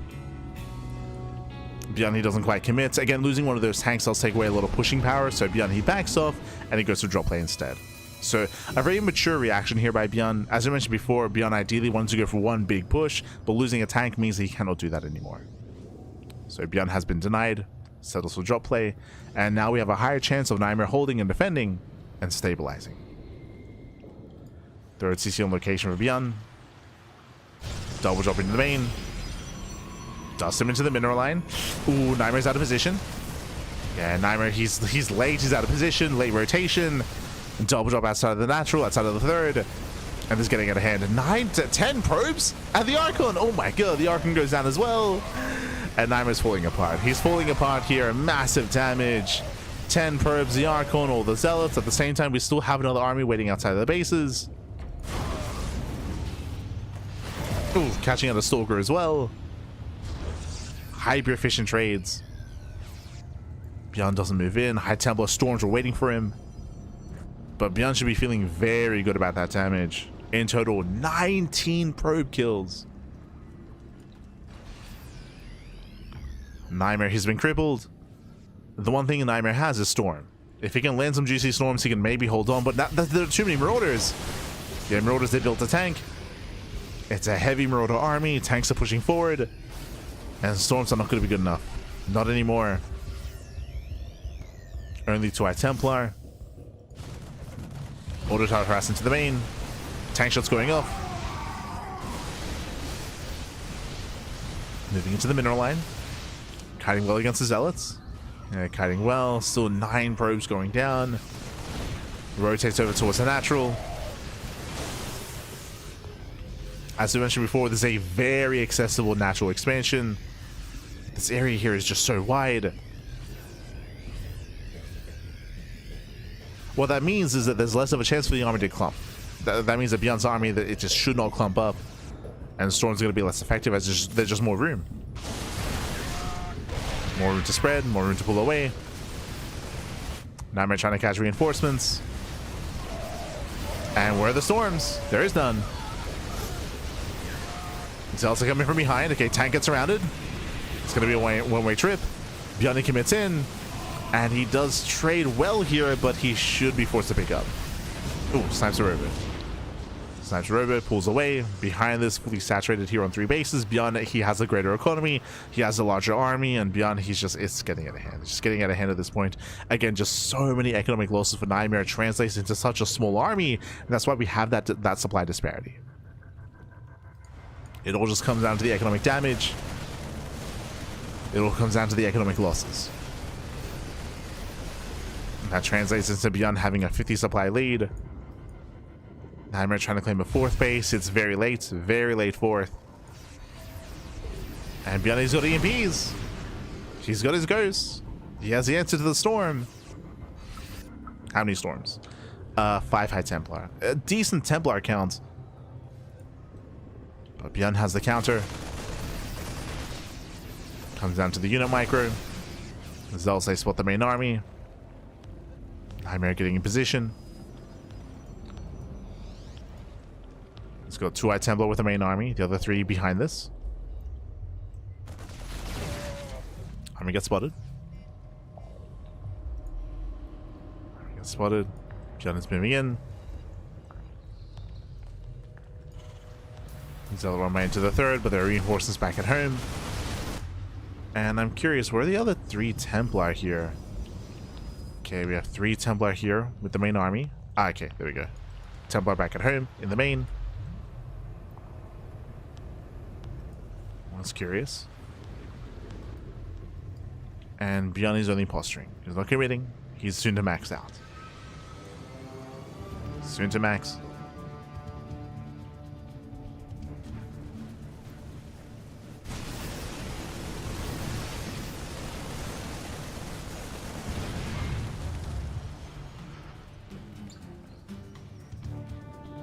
ByuN moving in.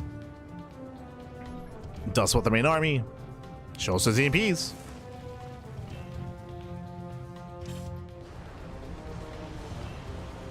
Speaking of, EMP does lead the charge. Stims on forward. Next stims in. Nice feedback. Denies one of the EMPs. Ghost goes down. How about the EMP still landed? Yes.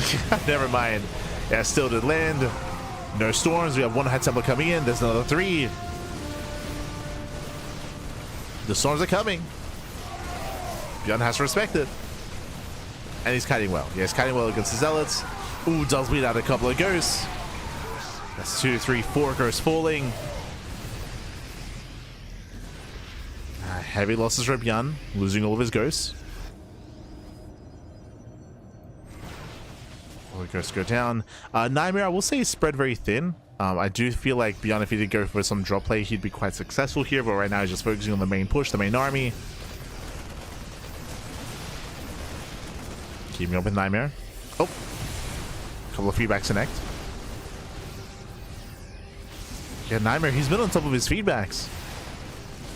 Has been on top of it. Down there once again does rotate. EMPs are ready. Lands 1 on the Stalkers. Zoning Storm. Ooh, snipe goes off on that High Templar. Yeah, Templar goes down. Brutal snipe. ByuN rotates. He does find a fresh expansion. Nexus is gonna go down. NightMare trying to come in from behind, but the rocks are still up. No, the rocks are up. ByuN kind of gets surrounded. Wow. If these rocks were down, then NightMare could have pushed in and could have taken over the high ground. Could have taken over the high ground and engaged with the army. But the rocks, they protect ByuN. They protect him. Not like this.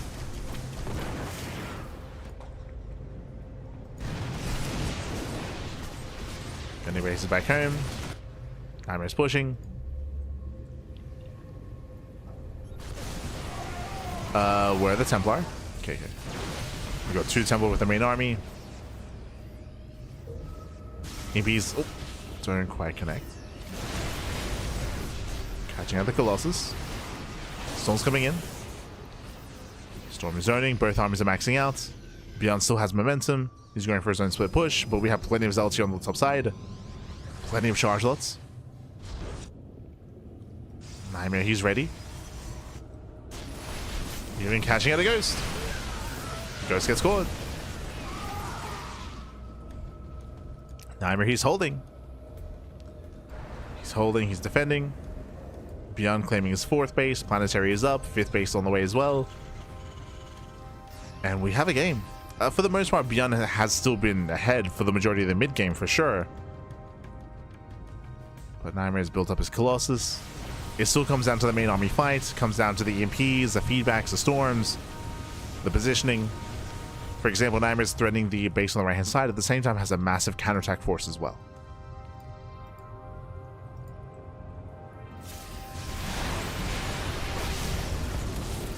ByuN does catch at a Colossus. Flanking army threatening a dive. ByuN's in position. ByuN's ready. Does an EMP. Yeah, very nice EMP. And NightMare, he'll lose everything. Ideally, he wanted to cause a distraction first and then move in, but he came in too soon. He came in too early. NightMare, he was premature. His flanking army was broken. ByuN gaining map control.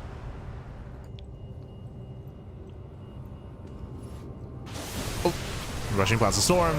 Army just sims in. At the same time, Prism doesn't get past the turrets. Yeah, turrets they defend. Colossus they race back home to defend as well. ByuN can break out. And now there are no Colossi. Oh, lands EMPs. Takes on 2 more Templar. Now there's no splash damage. Colossus are on the top side. No High Templar, no Storm on the right hand side either. Yeah, the army is vulnerable, and ByuN, he can just catch him out completely here. Mass EMPs. NightMare is cornered. Not like this. He can't get out.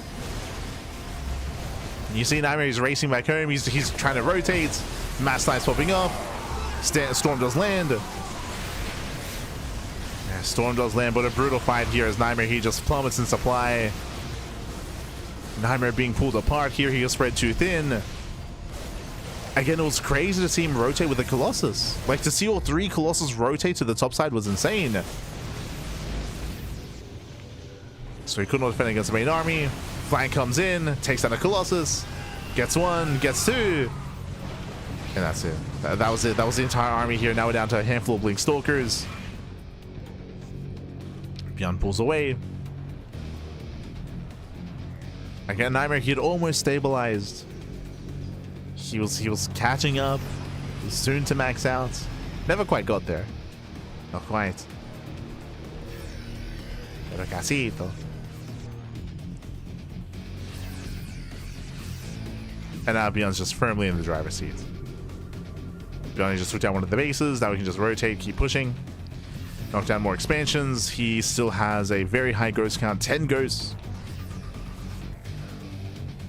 Against the 4 Templar.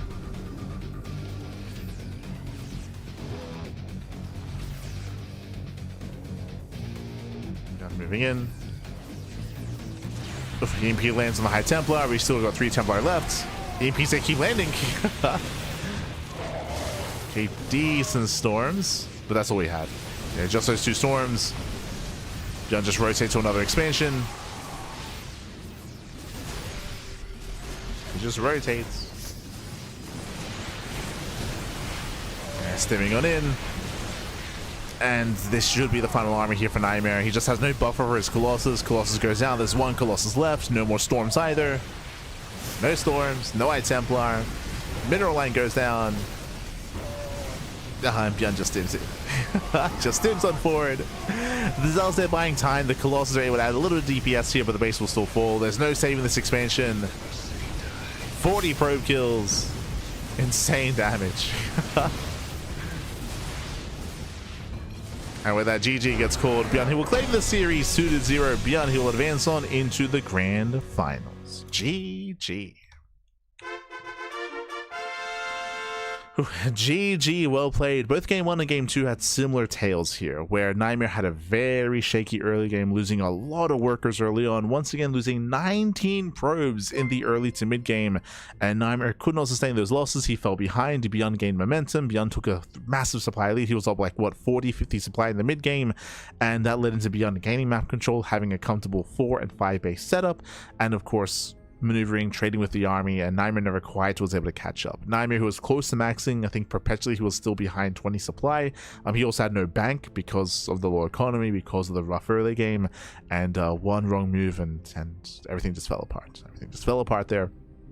We saw NightMare had a really hard time when it came to splitting his army and rotating from the top side to the south side, splitting up his Colossus and High Templar specifically. The army was quite wide. Sorry, the map is quite wide. It's quite wide. Bases are quite spread out, and NightMare did struggle there. GG. GG all played, but again, it was just a shaky early game. It all came down to the early game, to the early to mid game. From the beginning, it was just a rocky road there for NightMare, and he was not quite able to stabilize. Not quite, but GG. GG, well played with that. Congratulations. ByuN, he will claim the series 2-0. Meanwhile, a big shout out in the chat to Horse Local. God, thanks so much. Thanks so much for subscribing for 39 months. Crazy support, Papi. Thank you so much. Thank you so much for the support. We do appreciate it. Gracias, Papi. Gracias. As we are heading over to the European server. Oh my god. As we have our next matchup getting ready here. Papi, calm down. Exclamation mark. Be in the chat to have a look at the bracket yourselves. Let us head on over to the brackets. Oh boy, as coming into the lower quarterfinals, I was favoring Percival. I felt like Percival, he was almost a sure thing. Nickrak took down Minoviku. Nickrak took down Percival 2-1. Big win there. Nico. Nickrak takes down Percival, and Nickrak, he will advance on to the semifinals. Percival is out. He is out of the tournament. I would have said that he was favored to make it to at least the semifinals, but no, not here, not this time. With that, GG, well played, and Nickrak is waiting in the semifinals. Waiting for the winner of Christiana and Strange. He's waiting.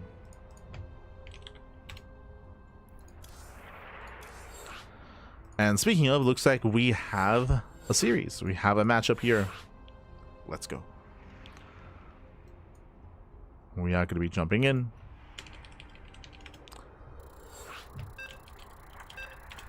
Okay, we're jumping in mid-series. Strange versus Christiana. They're tied up 1-1 at the moment, and we're loading into game number 3. We're jumping into the ace match. Un momento.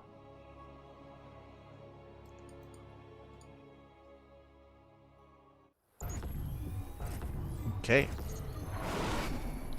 Ready just in time is spawning in the bottom right hand corner of Fear and Faith. Oh my god, okay. In the bottom right hand corner here of Fear and Faith, we have the blue Protoss player, the blue Protoss player himself. It is represent. Whoa, new team.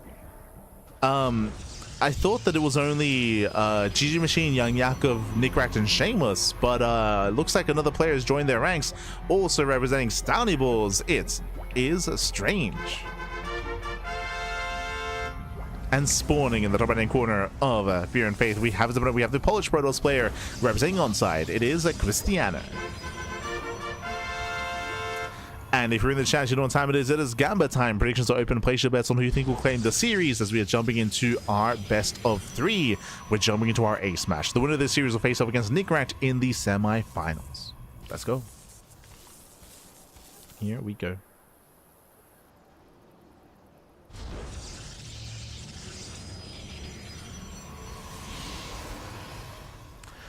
It'll submit into Dynamic, which was a more experimental category, for sure.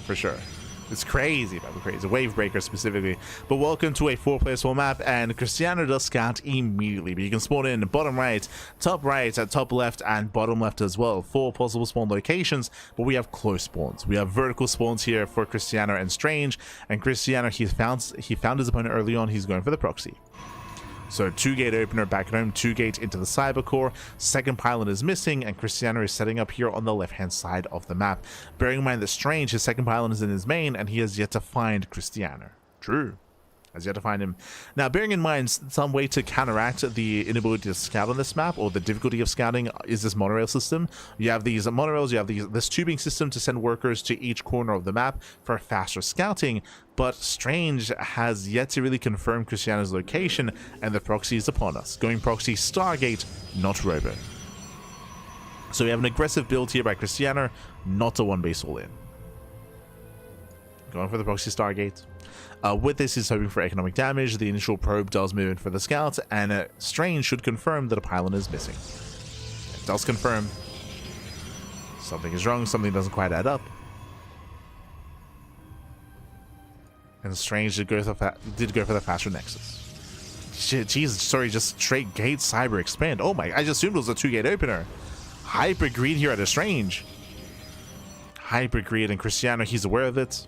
Cristiano, he needs to punish. Needs to punish. But I was gonna quickly double check when Strange joined Stowny Bulls, because Stowny Bulls, as I mentioned, did debut with Gigi Machine, Shameless, Young Yakov, and Nicaract. But just double checking here. Yep, Strange, he joined them at the start of the month, actually. Oh, at the start of April.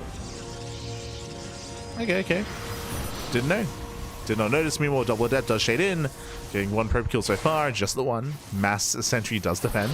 Oh, even locking down the Adepts. Yeah, one does get locked down. Adept shades back into the mineral line and getting a second probe.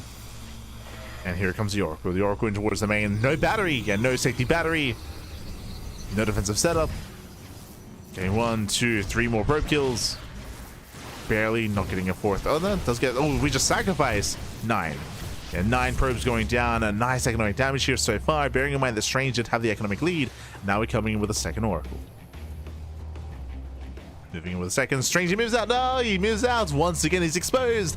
And Strange will lose everything. He'll lose everything. Every probe is going to go down. Critical economic damage. Strange is all in. Strange is completely all in here.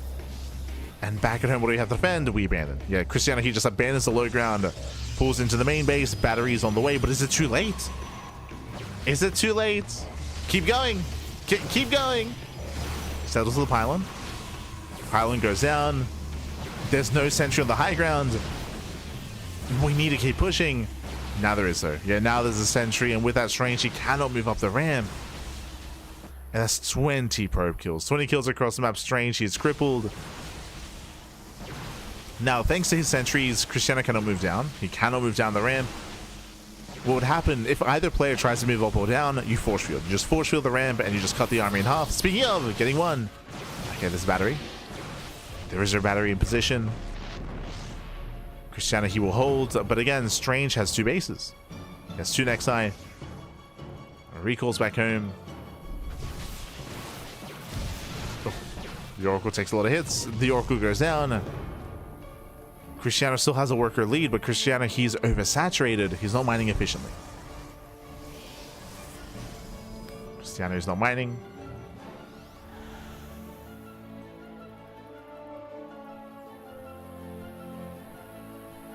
Just now trying to break out.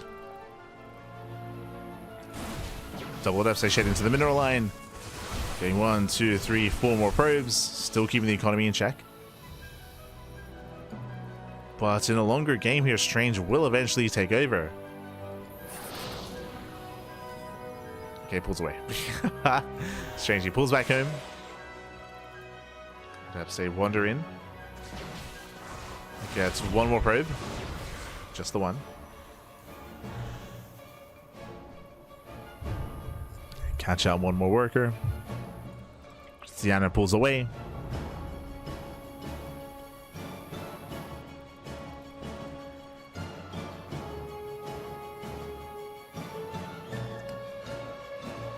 Does pull away. Reinforcing his army. Again, trying to re-expand. This time he's got his Immortal. In a head-on fight, I do still favor Cristiano, but force field's going to be a big issue here. Pushing up a ramp into force field's not going to be easy. Strange, he has to react. Ooh. Does zone away the army. We just drop over the wall. Yeah, Cristiano, he just unloads over the wall here. He commits into the fight. He's got that 1 Immortal. Batteries out of energy. And can he break through? He cannot. Yeah, he cannot break through. Too many stalkers. Strange, he's holding on. Oh no! He holds, he defends. Almost catching at the immortal. And we spoke about this. Cristiano, how many pros has he killed this game? 26. Cristiano, he's killed 26 pros, but the reality is the Strange is still ahead. Again, the power of the second Nexus. Strange, he still has 37 workers. And Cristiano just now finishing up his natural. So again, despite the fact that Cristiano has killed 26 workers, it doesn't matter. It was not enough. Not enough damage. Strange now claiming a third. And getting further ahead.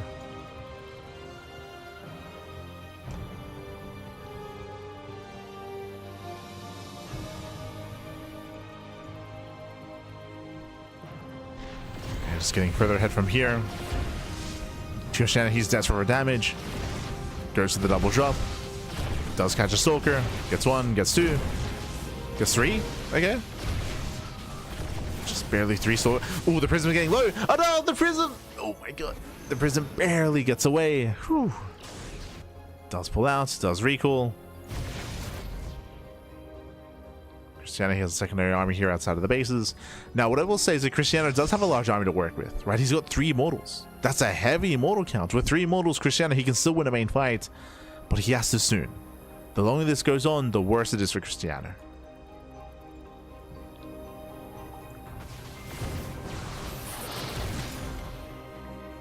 He needs to make use of this army. We have a 4th immortal on the way.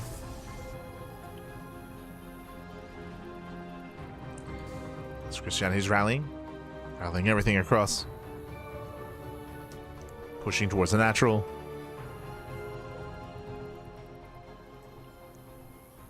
Oh, diving on the prism. Prism goes down, gets one, and takes on the prism, collapsing here on the immortals as well. The immortals, they punish the dive. Oh my god, those 4 immortals, they just pop off. Yeah, they punish the stalkers. In the end, that dive was not worth it, and Cristiano, he's doing it. Again, Cristiano, he's completely all in. Just 2 base all in. Takes a better fight. Again, that blink was crazy from Strange. Patience, is that you? The patience blink. And with that, Strange will lose the expansion. We have Cristiano collapsing over behind. Reinforcing with another immortal. Trades 1-to-1. Still a better trade for Cristiano. Still better. Just breaks down that 3rd expansion. Keeps moving in. Evening up the base counts. The only thing we're missing here is no War Prism, so there's no micro for Cristiano. Still making more immortals. Still rallying across the map.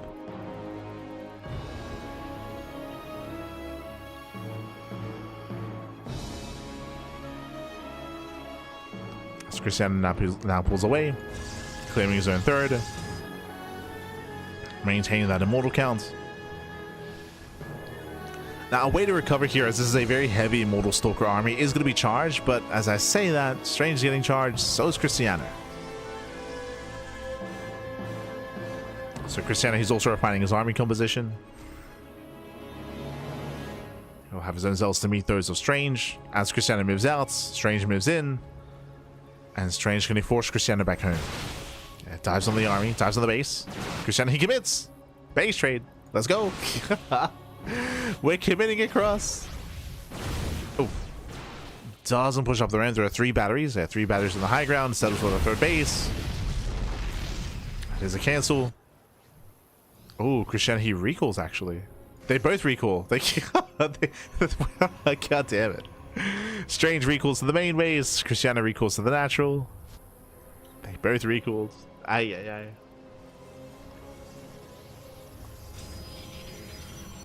As both players are re-expanding. This time Cristiano, he's expanding with his army. Strange going for the ninja expansion though. Okay. He's going for the ninja. We're getting rowdy.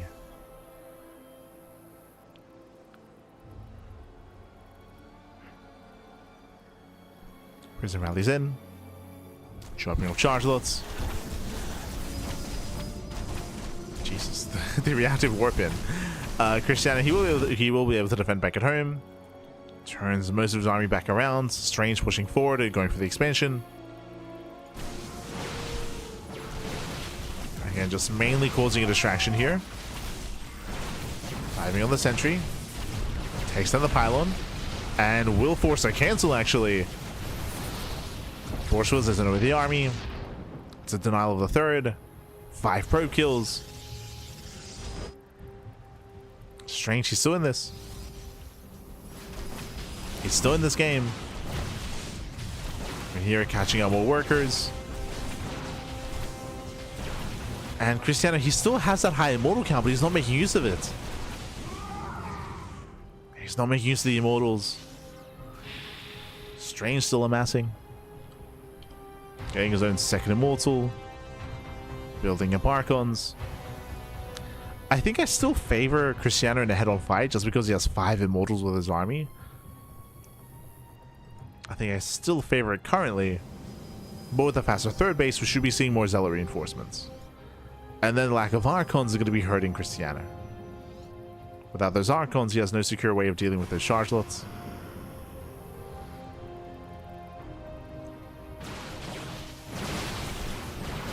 And speaking of, Cristiano, he has to respect it. Pulls away. Ninja base is getting saturated slowly but surely. It's getting there. It's getting saturated. Archon gets focused down. Gets an Archon. Zealot into the mineral line. No batteries to defend. Oof. Late reaction. And late reaction here. 6 probe kills. 7 probes even.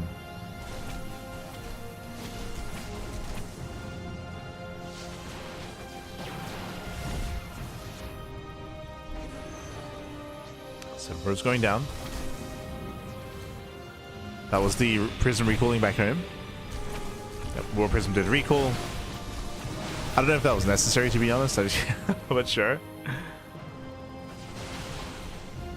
9 probe kills.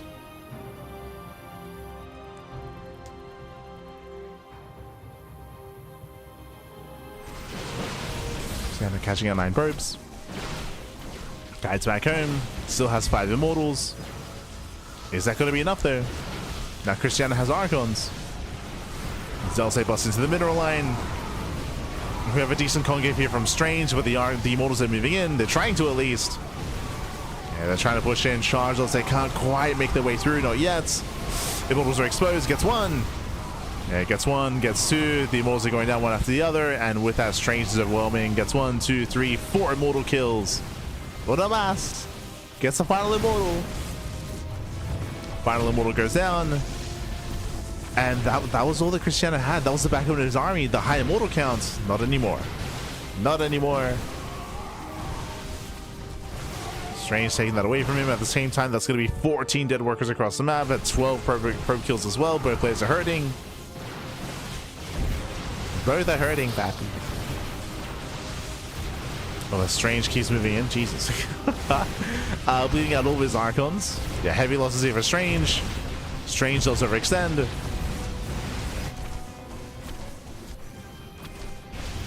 His bases are still going down. Mineral line is still just in the gutter. 30 probes to 28. But it's all about the immortals. Like the army. The army's still in favor here of Strange. Catching up the natural. And from here, can pull back to the third. Just pull back to the third expansion. Cristiano stuck on one base. He can't keep up. There's the recall. Oh. Yeah, recalls back home. Recalls back home. GG gets called. And with that, Strange, he will claim the series 2-1, advancing on to the semi-finals. GG. GG, well played. A very chaotic back and forth here. Both Strange and Cristiano were desperate for damage at times.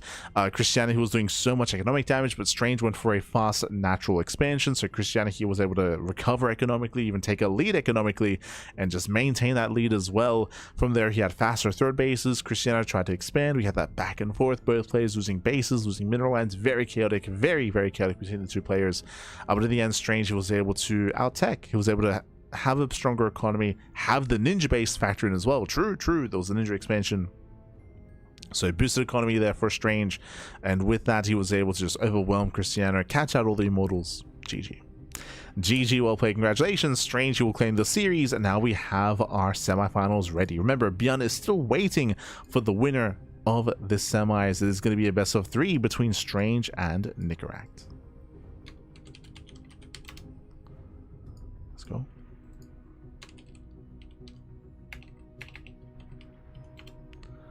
Here we go. So we're going to be going on a short break. Here.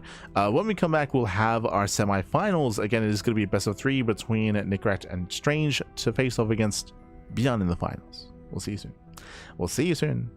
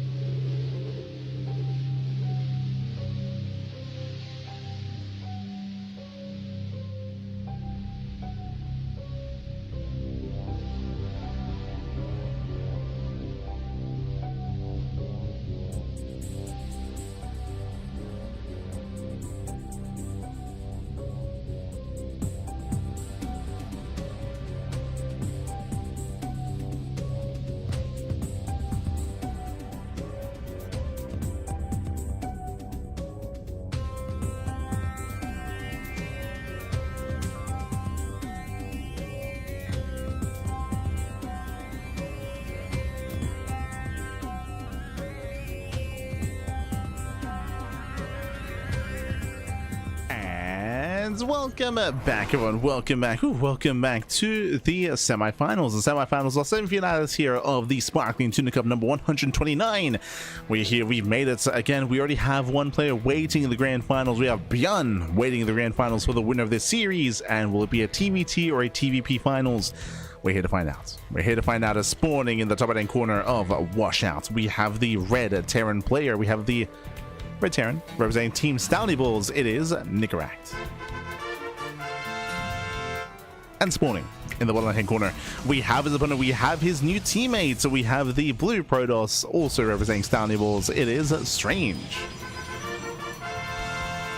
And if you're in the chat, you know what time it is. It is Gamba time. Predictions are now open. Place your bets. Place your bets on who you think will claim the series. Best of luck in the chat as we delve into our TVP. Coming into this, I would say that Nicaract is the favorite player, but I also understand that Strange is a very aggressive and very chaotic player in his own right, especially in TVP. So this could go either way. I lean towards Nicaract, but anything can happen. Let's go. Let us go. As again, we're going to be settling in. Strange recently joining Stouty Bulls. Stouty Bulls was founded 2 months ago, featuring the younger up-and-coming talent from the CIS region, from Russia, specifically players like Nicaract, Young Yakov, Shameless, and GG Machine. Strange is a newer addition to the team, a surprising addition actually, but does join their ranks. Does join them,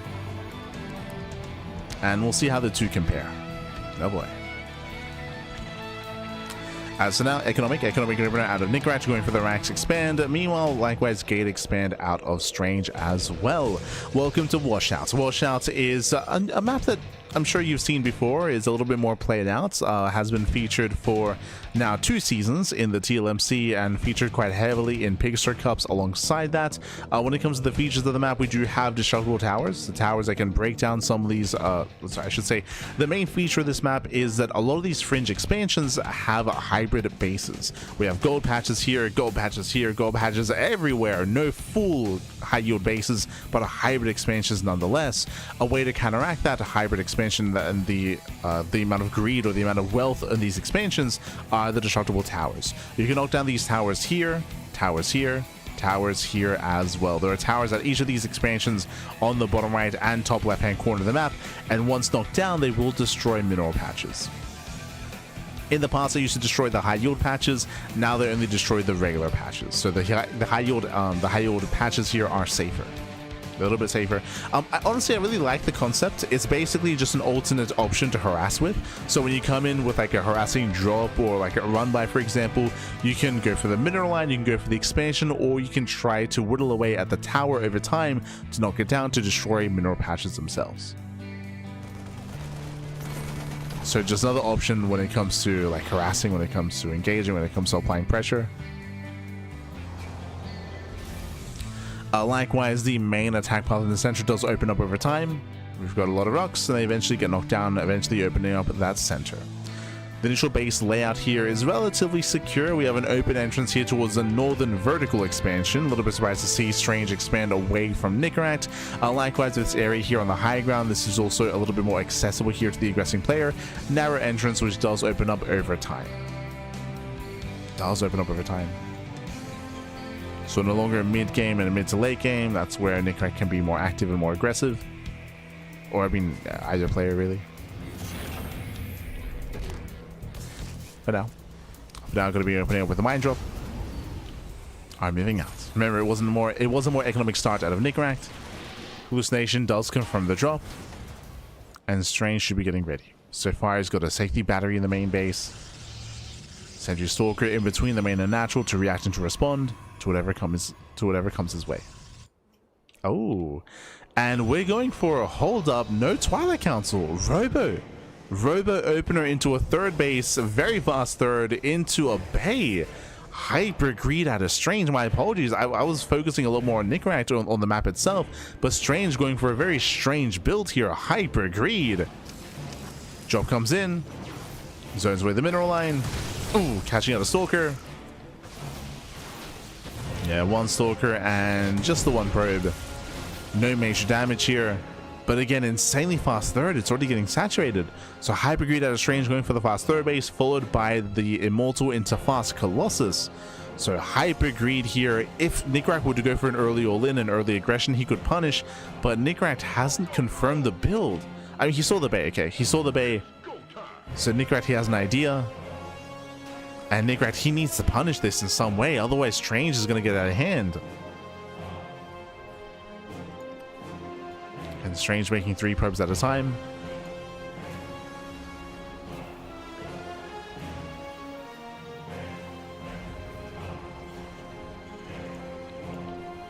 Here comes Nickrack. Gets spotted by the Observer. Now, can Strange stop this? That's the real question here. Strange, he has Vanilla Stalkers. Remember, there's no upgrades. Vanilla Stalkers, Vanilla Zealots. We got some Sentries. We have 1 Immortal. We have 1 Colossus just now popping out. With that 1 Colossus, Strange may hold here. Let's go to Colossus. Nice Force Fields. Locks down a Sutton. Left down a Cyclone. Cyclone herself down. We have a Reinforcing Tank. So Nickrack getting up to 2 tanks. First tank does each. Ooh. A tank shot going up.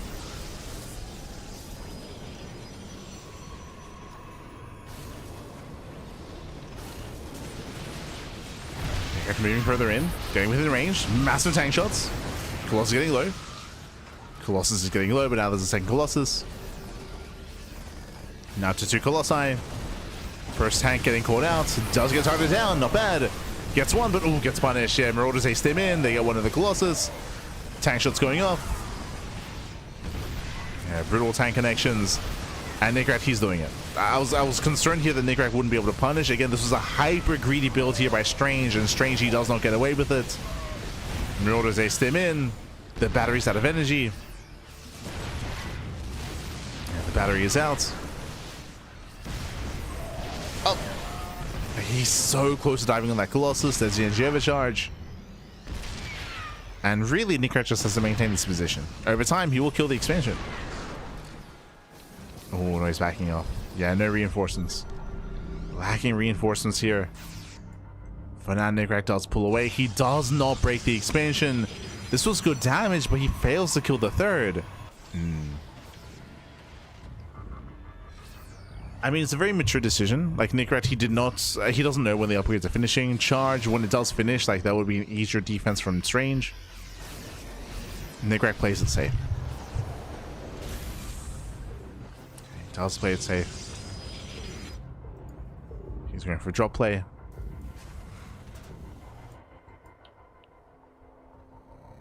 Chopping in towards the main.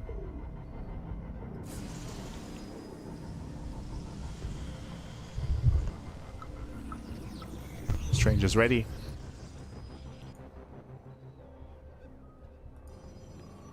Strange is ready in the main. And Nickrack, he just pulls back. He just pulls back, claiming his 3rd expansion, and we're just slowing things down. After an intense early game, we're just calming things down. We're building up to our 3 bases. Strange's 4th base is late, so late 4th expansion. Nickrack is ahead economically. Has a stronger economy, building up into the stronger army as well. Vikings are amassing. Academy's on the way for Ghost production.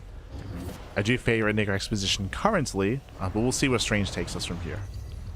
We'll see if Strange goes for a second Robo, if he takes his gases. Oh, it's my apologies. We already have the splash damage of choice here, going for Archon production and potentially even Storm.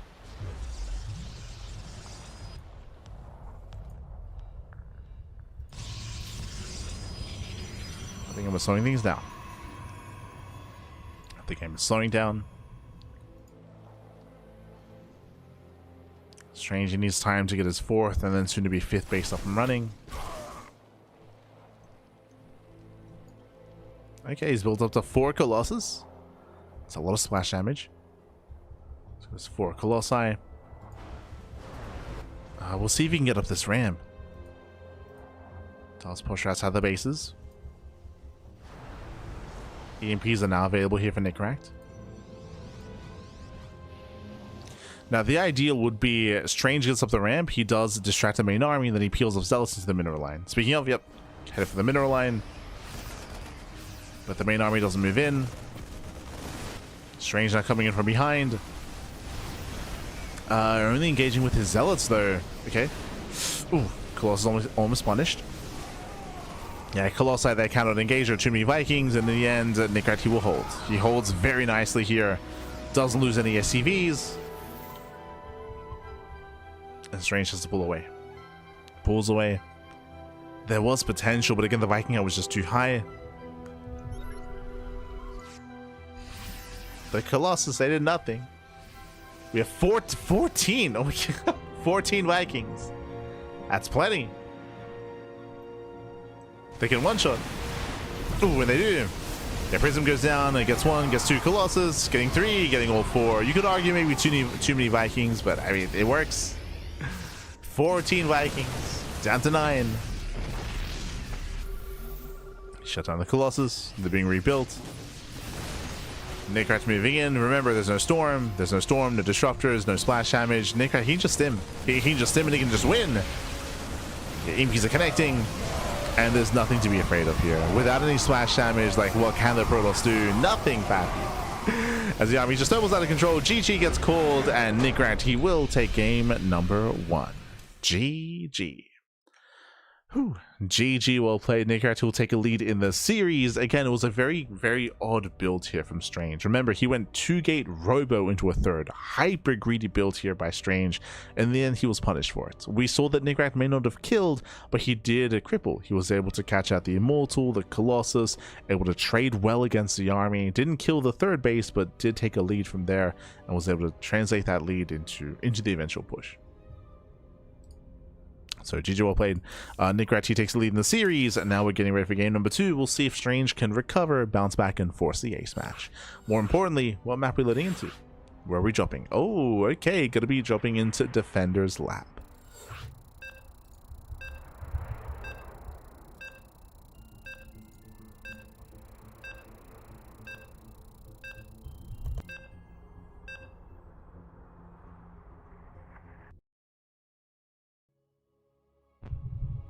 Go.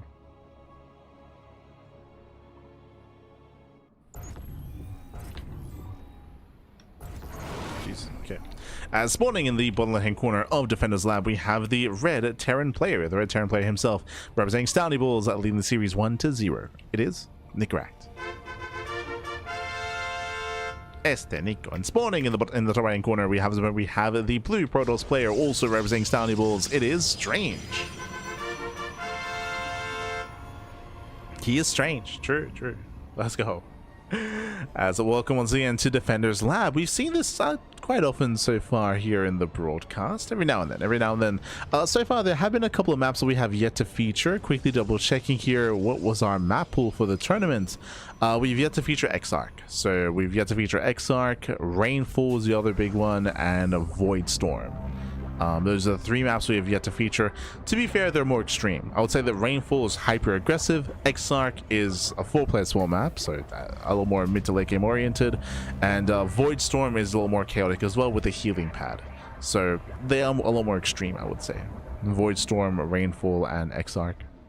But hopefully we get to see one of them during this broadcast, whether it's in this series or the finals. Hopefully.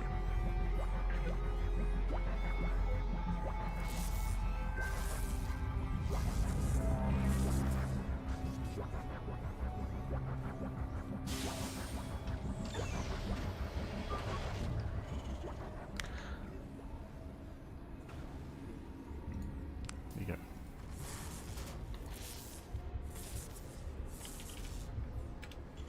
Four TV watching, no chats. What is this? It's all good. The YouTube chat, I mean, in general, live viewership on YouTube is quite a bit lower. So less of an active chat. It's all good. It's all good. Just taking it in. As to now, it is double gas. Okay, double gas open out of Nikrat. And this time a much more aggressive build. Much more aggressive. Double gas into a faster factory. Technically, this can lead into a one base all in. I usually don't really bring that up here, and Nikrat, he should be expanding. Yeah, just high ground CC. But regardless, a very tech heavy start, a more aggressive start by Nikrat. Much more aggressive. Reaper moves out. We have some safety batteries here. Blind batteries out of Strange. Strange, did he scout early on? He did. Okay, he knows. Yeah, Strange did scout early on. And Strange is playing it safe with a battery at the natural and a battery in the main.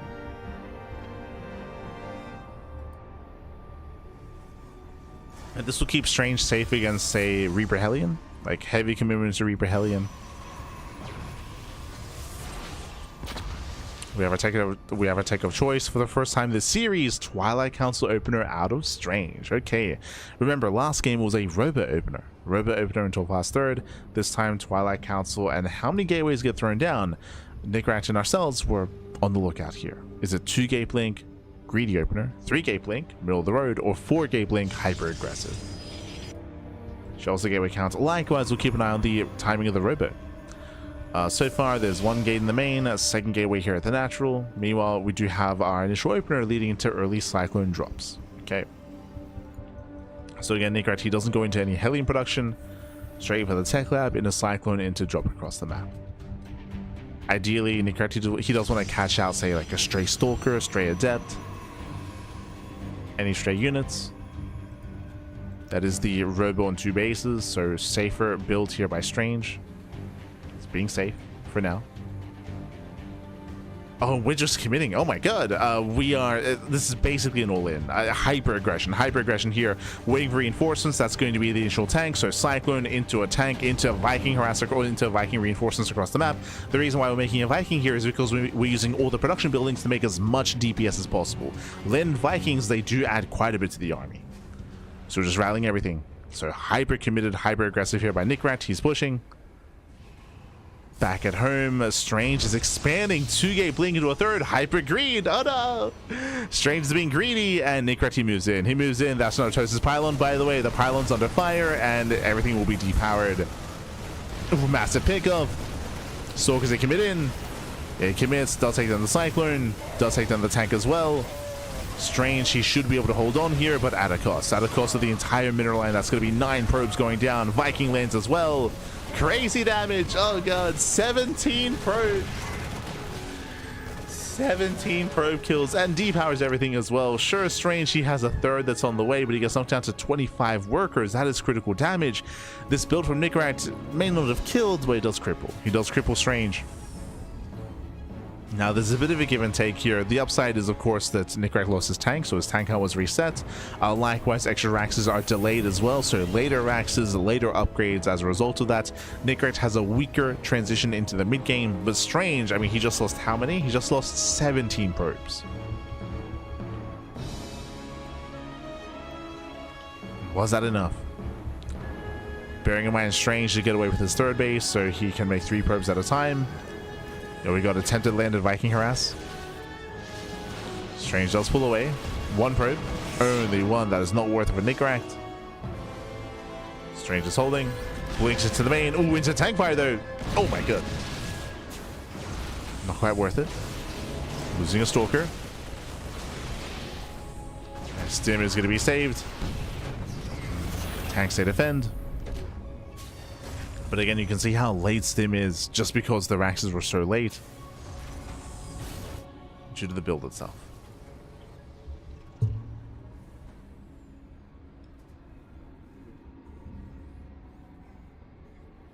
From here, we're calming down. Once again, when it comes to this map itself, it does kind of favor more mid-game play. There are some speed zones, a lot of speed zones here in the center, mainly in locations to rotate back and forth between certain base locations.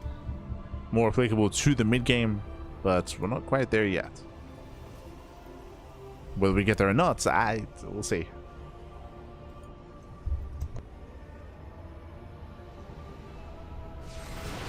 Strange is a little saturating. Nickrat, he's stuck at home at least until Stim finishes. When Stim is done, then Nickrat, he can start to push. He can start to be active. There are TCs on the way, so never mind. Looks like Nickrat, he can start to break out, but he's going to be stuck at home. Going to be stuck at home. Securing our 3 bases. I say that. No, my apologies. With these medevacs, he has pushing power. And Stim will be done as the army moves out. We're going for a bit of a ByuN push. Stim will be done as the army gets across the map. Nickrat, he commits. Strange, he does spot the army.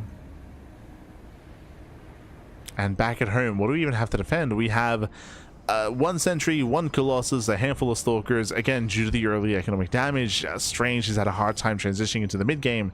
He still needs more time. And that's 3 tanks.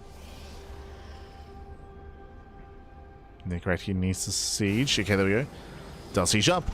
Massive volley goes off. Ooh, on the Stalkers. There we go. Now retargets. That's one. That's two Colossus going. Sorry, that's two tanks going down. He gets a Colossus. He gets one. Takes down the Colossus. Again, a bit of rough target firing at a NightMare. He did waste one of the volleys. NightMare pulls away, dropping into the main. Strange does barely hold on. And setting up for his own counterattack.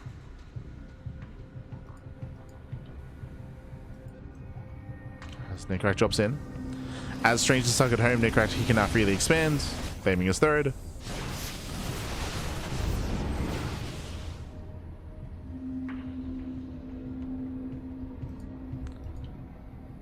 Claiming his third base.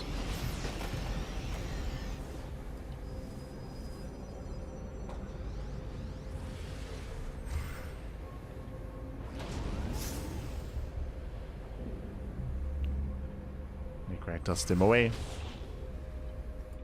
Racing back home.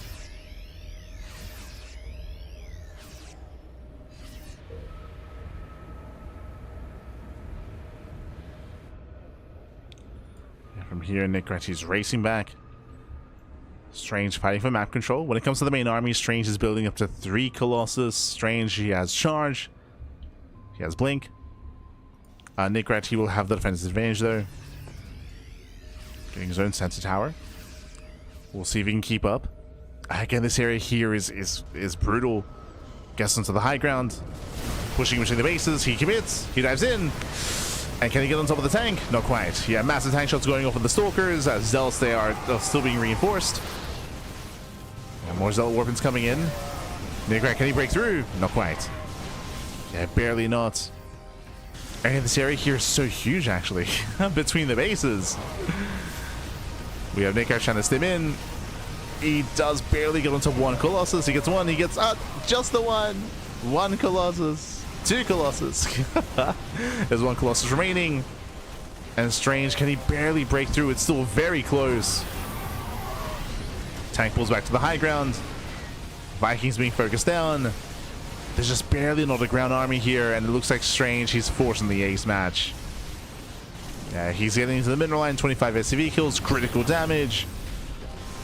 Again, NightMare, he was set up here at the third, but he was so exposed at the natural. Like, this area here it's brutal.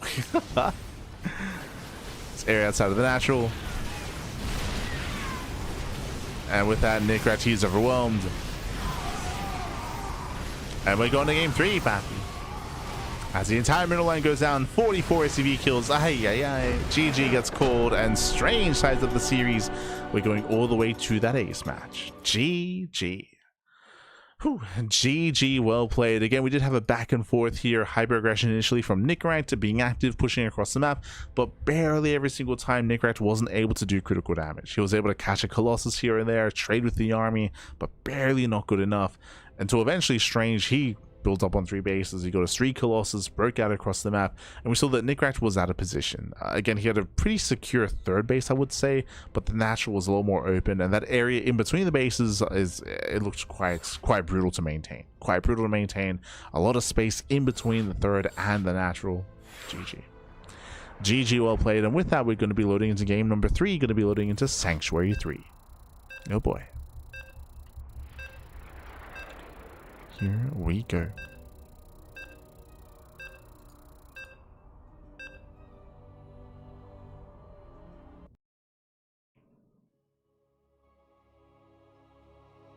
Oh. Here we go. We are getting into our ace match here, getting into game 3 and spawning in the bottom left-hand corner of Sanctuary 3. We have the red Terran player. We have the red Terran player himself representing Stony Balls, being forced into the ace match. Can he bring it back? It is NightMare. And spawning in the top right hand corner, we have his opponents. We have the blue Protoss player, the blue Protoss player himself, representing Stony Balls. It is Strange. Here we go.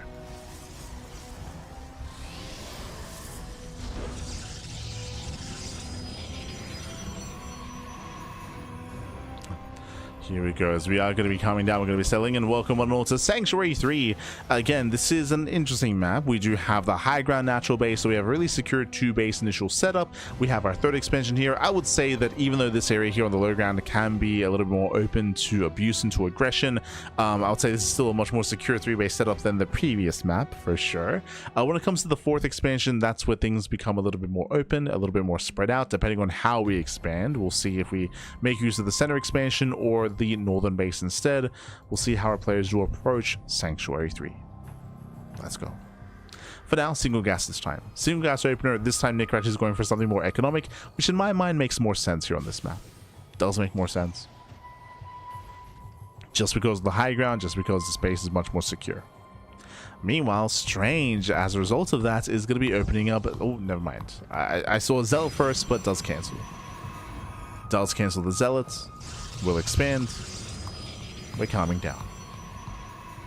Calming down. Bearing in mind that we still have the grand finals thereafter.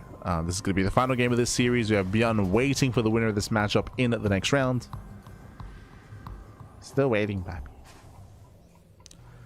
And do remind me, of course, we do have the raffle after this as well. La Rifa.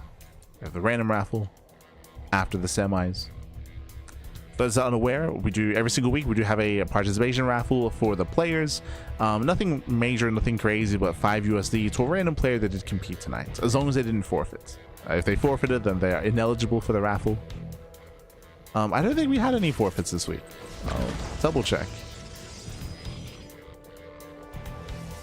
Oh, hello, as we're going for a Stargate opener. Okay, bold move. Stargate openers are usually reserved for larger, more defensive maps. I don't know if this really constitutes for that. Rebit of Sim pulls away. Nickrak does fail to scout. Nickrak is unaware. Behind this, we can be building up Phoenixes and then break out and punish any kind of aggression early on. We could go Oracle first. Reaper is defected.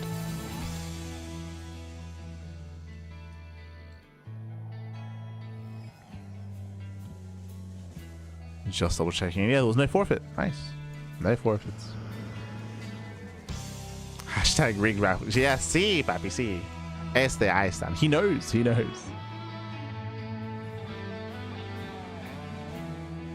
As Phoenixes, they are going to be banking up in the main. Ideally, you do want to hide them and preserve them. Building up these Phoenixes. Reaper Hellion is going to be denied.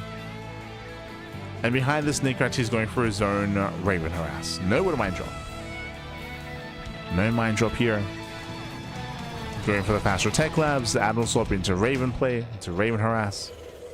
It's going to be up to Strange to hunt down that Raven.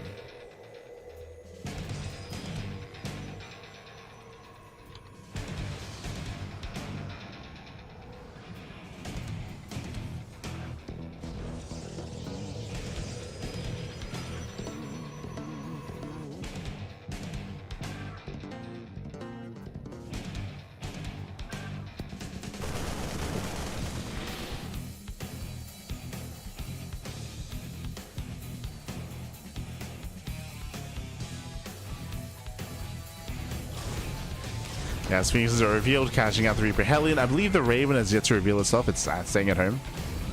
Yeah, Raven does stay at home. Phoenixes, they gain map control. And behind this, are we going Phoenix Colossus or Phoenix to charge? That's the big question here. There's that Robo, there's the Immortal, and we're expecting a Bay. There it is, a Bay for Colossus. So very old school build here by Strange going Phoenix Colossus. Very old school. The strength of this build, of course, is building up in towards the mid game. Your Phoenixes, they gain map control, they deter any kind of drop play, and then you just build up into Mass Colossus. Of course, there's going to be a window in time where Strange is vulnerable before he hits critical mass of Colossus, and when he's relying purely on Phoenixes, main pushes can excel. Right now, we are making reacted Vikings. Stim is on the way. Nickrat, he can soon break out. We'll see if he commits across the map, though, or if he just expands.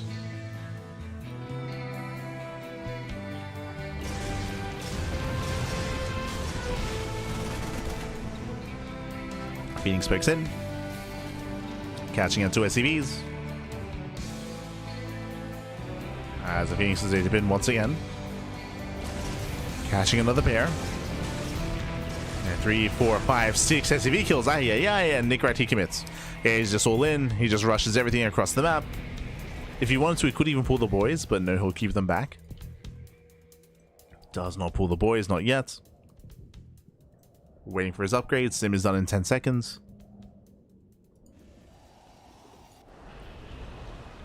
And it will soon be go time. Again, he has plenty of anti-air. But can he get within range of the Colossus?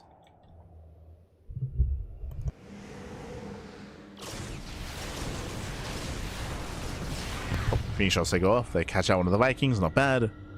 One Viking goes down. Scan reveals that there's a fake Colossus. Yeah, it does focus fire. Go for the Colossus. He sims in. Yeah, it does stim in. Colossus is left idle. And the Colossus should go down. Just barely. It does fall. And now we just go to town. Yeah, now we can just commit. Despite that, the Zealots, they are punishing somewhat. Can he hold on? The Immortal gets one tank. Gets one. Gets two. Both tanks go down, they never got to siege, and Strange is holding. On the one hand, Nickrat, he reset the Colossus count. On the other hand, he never sieged up. He never could push. His main armor was lacking. The push fails. Strange, he defends his third, fully saturated, up 20 workers, and the third siege just now begins. Double eBay as well. Very late. Very late.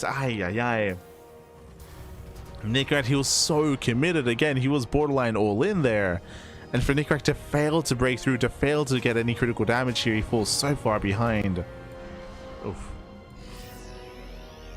Now Nickrat, he still has a large army to work with. True.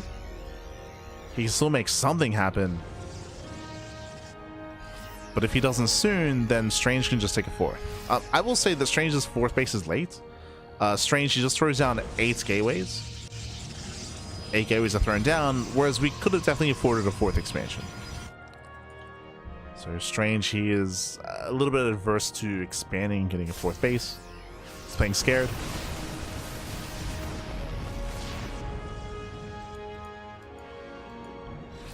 Right, catching whenever he can.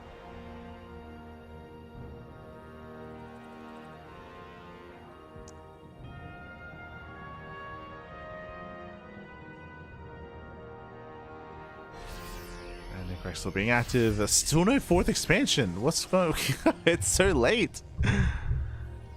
Like, there was a big window in time where Strange was up 20 workers, but Nickrat, he's slowly catching up. He's catching up, claiming his own 3rd expansion. 4th base still on the horizon here.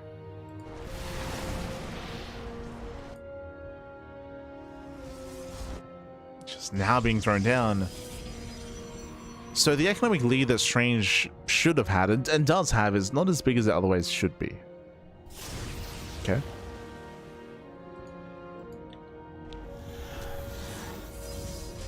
So we have somewhat of a back and forth.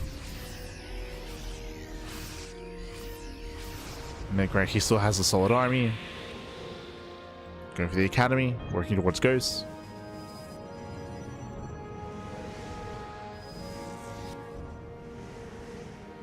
But Strange, he does currently have the supply lead. Bunkers aren't ready. And Nickrat, he hasn't set up. He hasn't stabilized yet. Not yet. Oh. He's also punished. A 3rd CC is denied. This is all that Strange needs to do. Strange, he does not have to push in. Just calm down. Deny the 3rd base. Contain Nickrat on 2 bases. Claim his own 3rd nexus. Strange getting further ahead. Oh. Nice catch. It's 1, 2, 3 Phoenixes. Nice catch on the Phoenix.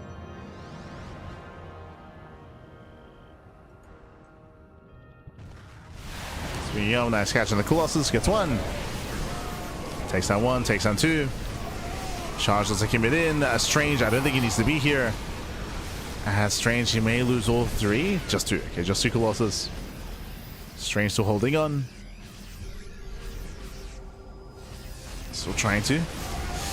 Once again committing in. But doesn't really have many Zealots though. Yeah, charges are going down. Colossus is getting low. Can Nickrat go for the dive? He wants it. He wants a Colossus. Barely does get it. Okay. Colossus goes down, takes down the Immortal as well. Nickrat, he holds. He's holding on at the same time, does claim his 3rd base. Milling up as best he can.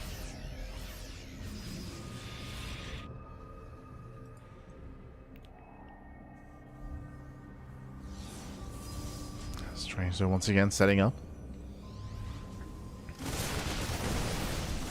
Catching at the ByuN.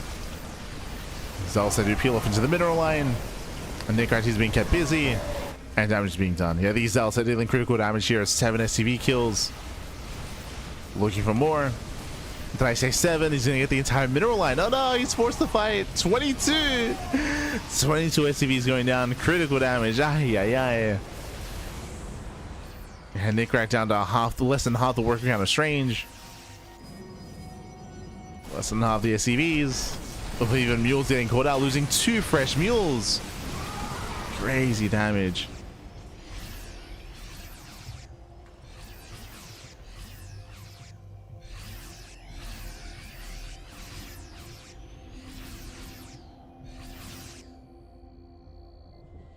And with that, NightMare's all in. I mean, he's been all in for quite some time at this point. It's ever since the initial push.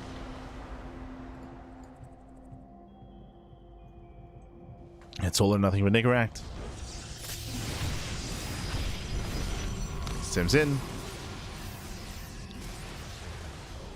They'll still maintain a decent Viking count. Okay. Nice volleys. 2 volleys going off. Needs 1 more.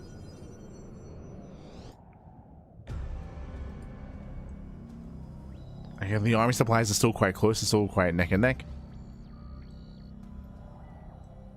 Comes down to the positioning. NightMare rotates. Strange responds. 1 Colossus goes down. No shield battery. Yeah, no batteries in position. Nice time for the first Colossus, but there's still 2 left. Still 2 Colossus left here. Strange, he does give chase.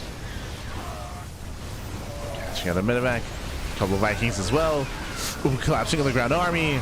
And with that, Strange overwhelms. Yeah, Strange overwhelms. ZG gets called, and Strange will claim the series 2-1, advancing on to the grand finals. GG. Whew.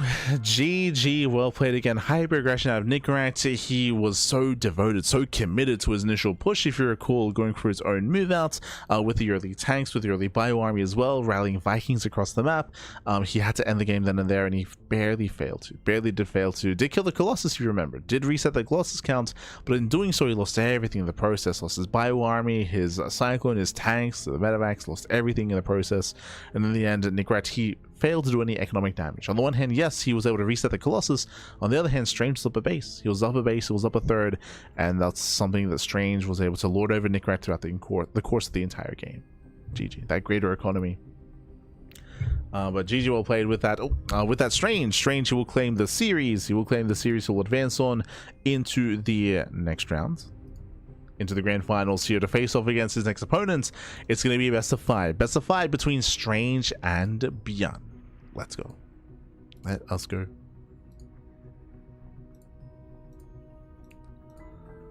Strange does claim the series.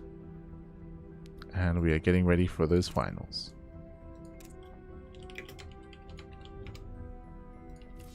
Let's go. Let us go as we are... Oh. As we quickly... There we go, as we really set up here. As you can see, Strange, he took down Cristiano 2-1, took down Ducklings 2-0, took down NightMare 2-1 as well, and now it's going to be Strange versus ByuN in the grand finals. But before the grand finals, you know what time it is? It is time for La Rifa. Here we go. Every single week we have a random raffle, a random participation raffle. Let's go. It's a way to spread the love, a way to spread the support, a way to spread out some of the earnings and prize money amongst other players that did not make it into the top 4. We'll see. This week we have 26. We have 26 eligible players, and 1 player does walk away a little bit richer here. Again, 5 USD. Nothing major, nothing wild. Just a way to spread the love, to spread the support. Let's go. Here we go. This week, congratulations. Bam. Congratulations to... Oh, congratulations to Maxmore. Congratulations here on winning the random raffle. A bit of a newer face. I believe he has played in our tournaments before. He's not an unfamiliar face here. Quickly checking Max Moore. Where did he get knocked out? Let's have a look. So I do recall him being in the first round on the lower half of the bracket. There it is. Max Moore, if you see there, he went down to MinoVK. We saw MinoVK versus Max Moore. Max Moore got 2-0'd in the beginning of the tournament, but he still does earn some prize money. GG. GG, well played. Congratulations to Max Moore. Shout out to Cristiano, Nick Max, Star Knight, sort of, and NightMare. Barely not making the cut. GG. GG, well played. Congratulations, Max Moore does claim the win. And now we're getting ready for those grand finals. Let's go. Let us go. We are getting ready.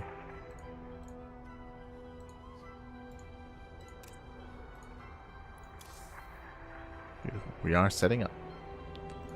Also, very quickly, I should emphasize as well, if you want to help support this tournament, you can do so via Patreon. !Patreon in the chat.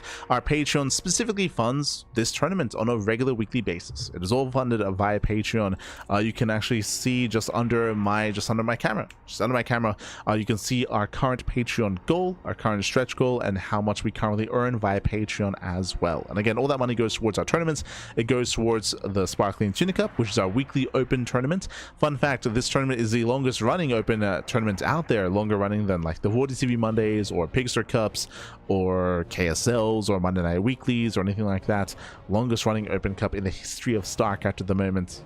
We got it. We do have it with the Tuna Cup, but it also funds our amateur events. We do host monthly tournaments for Diamond players and monthly tournaments for Master players as well, in the form of Duckling Open and Master Swan Open. So we do again feature these amateur events for amateur players as a way for them to compete, to improve, and to hit greater heights as well, to find greater heights. It is all set up.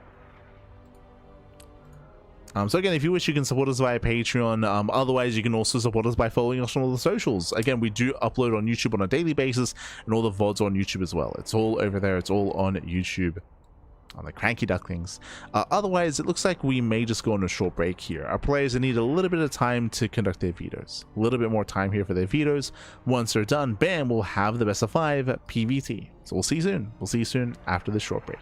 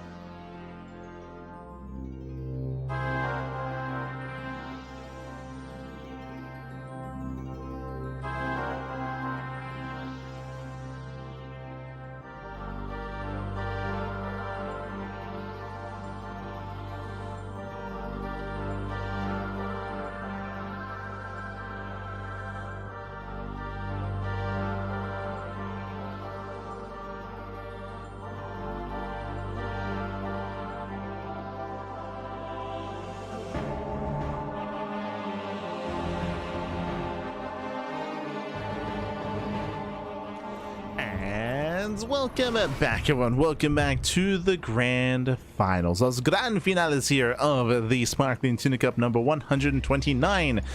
Whew, it's been a long and intense broadcast so far, going through the round of 32, round 16, into the quarterfinals, into the top 4, into now the top 2. We have our top 2 players here of the tournament, and an unlikely pairing here. There was a lot of hype around Percival to make it through, alongside Cristiano as well. At least in my mind, Cristiano and Percival, they were the 2 likely players to make it here to the finals, but no. Instead, we had a Nickrat Strange semis instead, and we have a TVP, not a TVT. Let's go. Spawning in the top right hand corner of Storm Surge, we have the South Korean Terran player. We have the blue Terran for Shopify. It is ByuN. And spawning in the bottom right hand corner, we have the red Protoss player. Red Protoss player himself, representing Stony Balls. It is Strange. And if you're in the chat, you know what time it is. It is Gamba time. Predictions. Predictions are open. Place your bets on who you think will claim the series. Best of luck in the chat. Coming into this, ByuN is the favorite player here. As I mentioned before, in my mind, who were the biggest threats to ByuN? Percival, Cristiano, NightMare even as well. But in the end, it was the unlikely of most opponents here. It was Strange. Strange, he pops up, he does rise amongst the rest here, and we'll see how he compares to ByuN. We'll see if he can make a series out of this. Strange coming in as the underdog. We'll see if he can pull this off. Let's go. Let's go. All that I want is a series. I just want a back and forth. A game 4, a game 5 would be ideal, but the pressure is on. Pressure is on. For now, we're just going for a Gate Cyber Expand, a standard open round of Strange, and welcome to Storm Surge. Storm Surge is one of the new TLMC maps, was around in TLMC 21 as well, so this is a resubmission for Storm Surge, was resubmitted. And one of the big features, of course, is the area in between the bases. It's quite rare to see this, but you can see this pathway in between the natural and the third base, similar to when I'm thinking of Oceanborn.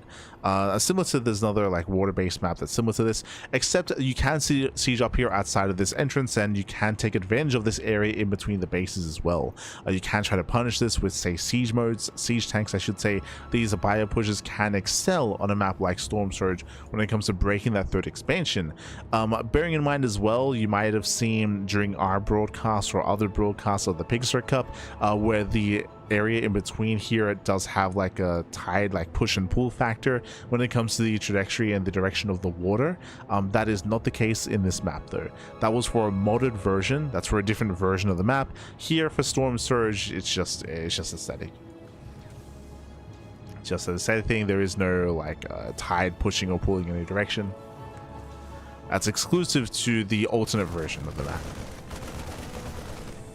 For now though, Robo Opener, once again, we saw this against Nickrat once in that previous best of 3. We're seeing that here as well. So Hyper Greed out of Strange, going for a Robo Opener into a third expansion.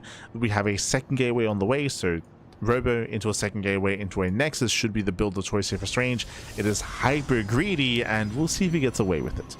Basically, we're skipping out on the Stargate for Phoenixes, we're skipping out on Blink Stalkers as well, we're skipping out on any secure way to gain map control and to threaten the opponent, and instead we're rushing into a stronger economy and rushing into Colossus, which means we're going to be quite vulnerable. Like, Strange is going to be very, very vulnerable in the interim before he can really build up into his splash damage.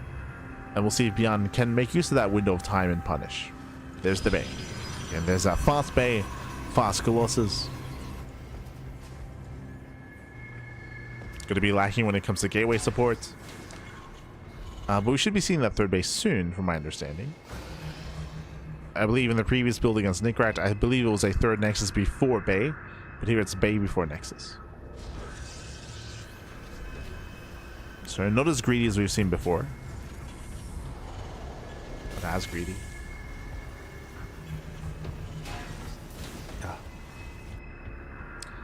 As ByuN did open up, moving out with his own Raven Harass, making his way towards the main, and we'll see what he scouts. We'll see if he can spot the Bay. That'd be a big moment here for ByuN. Colossus in production before the expansion, so again, very safe play here by Strange. Yep, Raven does confirm the Bay. Nice rescout there by ByuN. You could see he did the double take. Did the double take, just in case. Say, hold on, what's going on? Why is this so fast?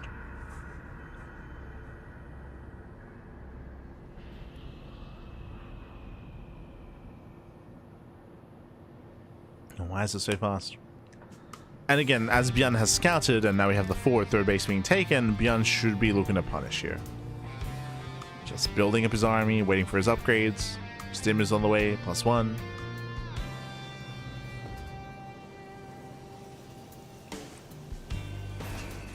By the time ByuN moves out, I believe there should be 2 Colossus at least.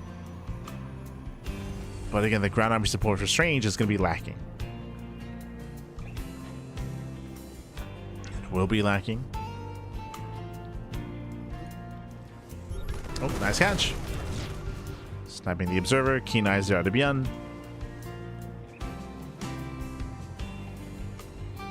Again, still gearing up, still getting ready for his move out.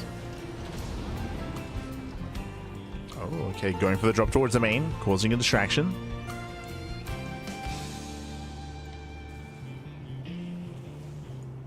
Does go for that distraction. Strange, he will miss the drop.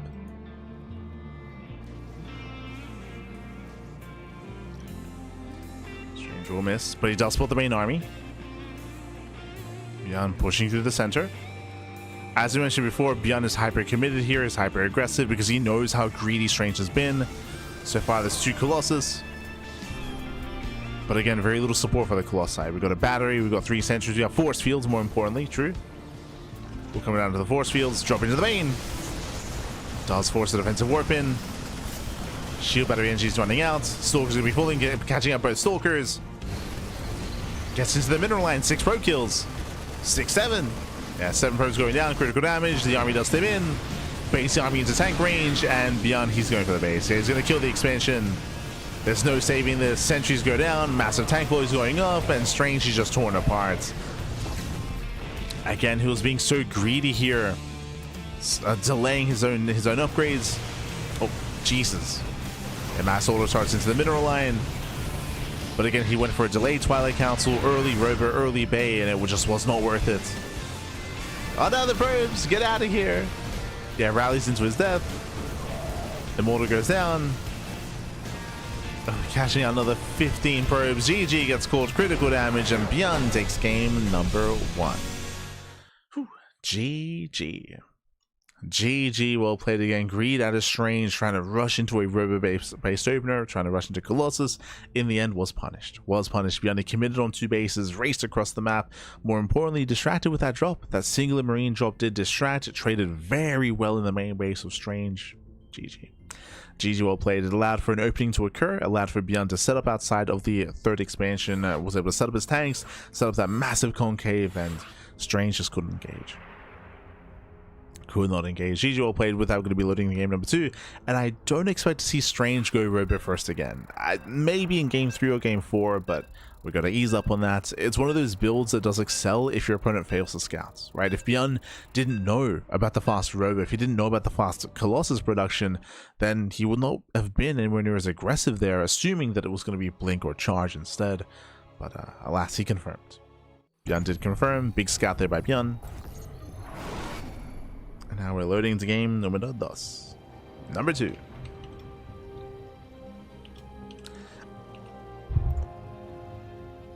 As spawning in the bottom left-hand corner of Sanctuary 3, we have the blue Terran player. We have the blue Terran player himself representing Shopify. It is ByuN.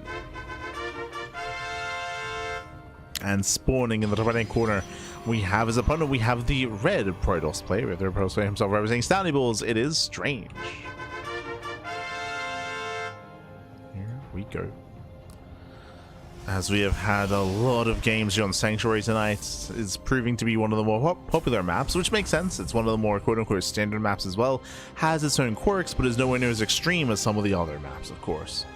When it comes to speed zones, slow zones, when it comes to rushes by grounds, 4-player small maps, for example. None of that shenanigans. Just settle in.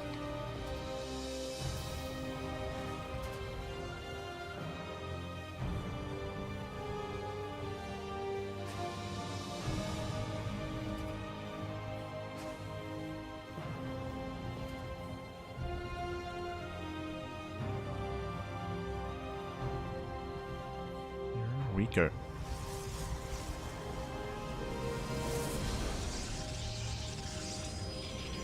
From here we are going to be opening up.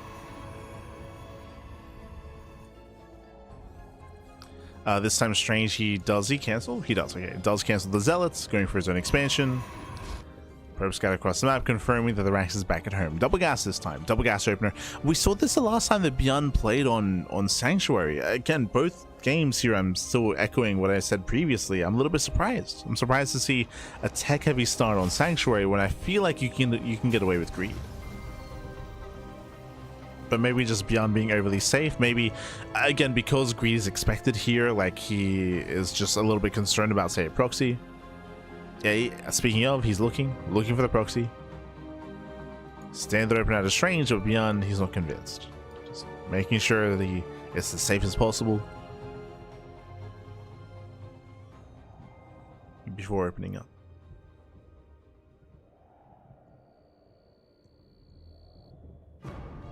Maybe ByuN had some bad experiences in the TLMC tournament. It's possible. Bad experiences.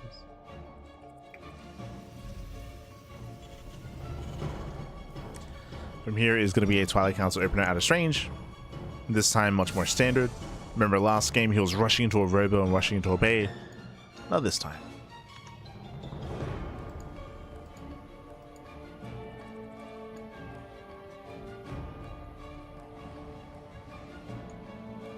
Go.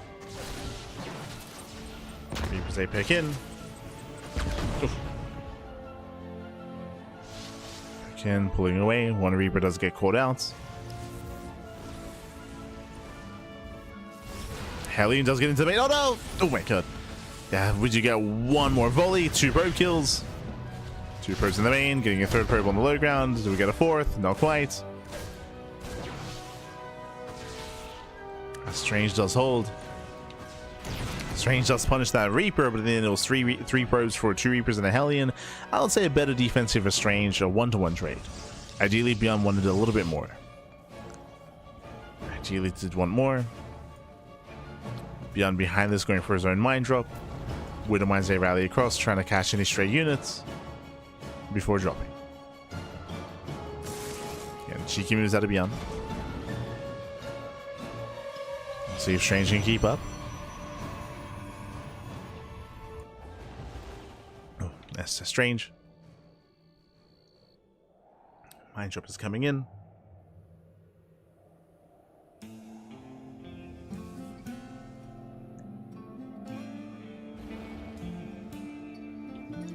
It does boost into the main. And so far Strange, he does react in time. Mine does retarget. Oh, the retargeting. Yeah, being so annoying. Losing so much mining time here in the main. Oh my god. Shock goes off. Doesn't kill anything, but denies so much mining. Here we go. Drop back into what's natural. And Strange should pull away. Yeah. Does pull away. Losing 1 probe. Blink is not yet done. Despite that, the medevac cannot get out. And Strange holds. Strange holds quite well. Outside of losing all that mining time, of course. Like, that was still brutal. Still brutal in the main. Outside of that, no major losses. Strange now expands. So behind this, it was 2 gate. Yep, 2 gate bleeding into a 3rd.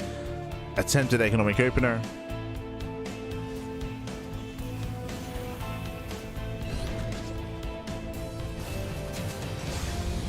As we're still building up.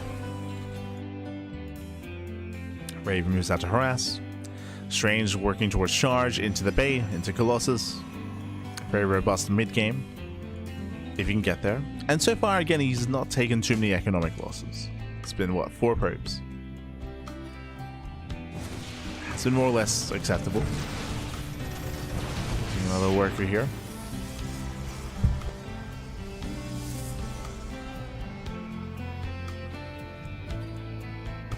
Five probe kills so far. ByuN soon to break out. He's still waiting for his upgrades. Stim is still on the way. Combat shields as well. Nice catch on the Stalker. ByuN being proactive.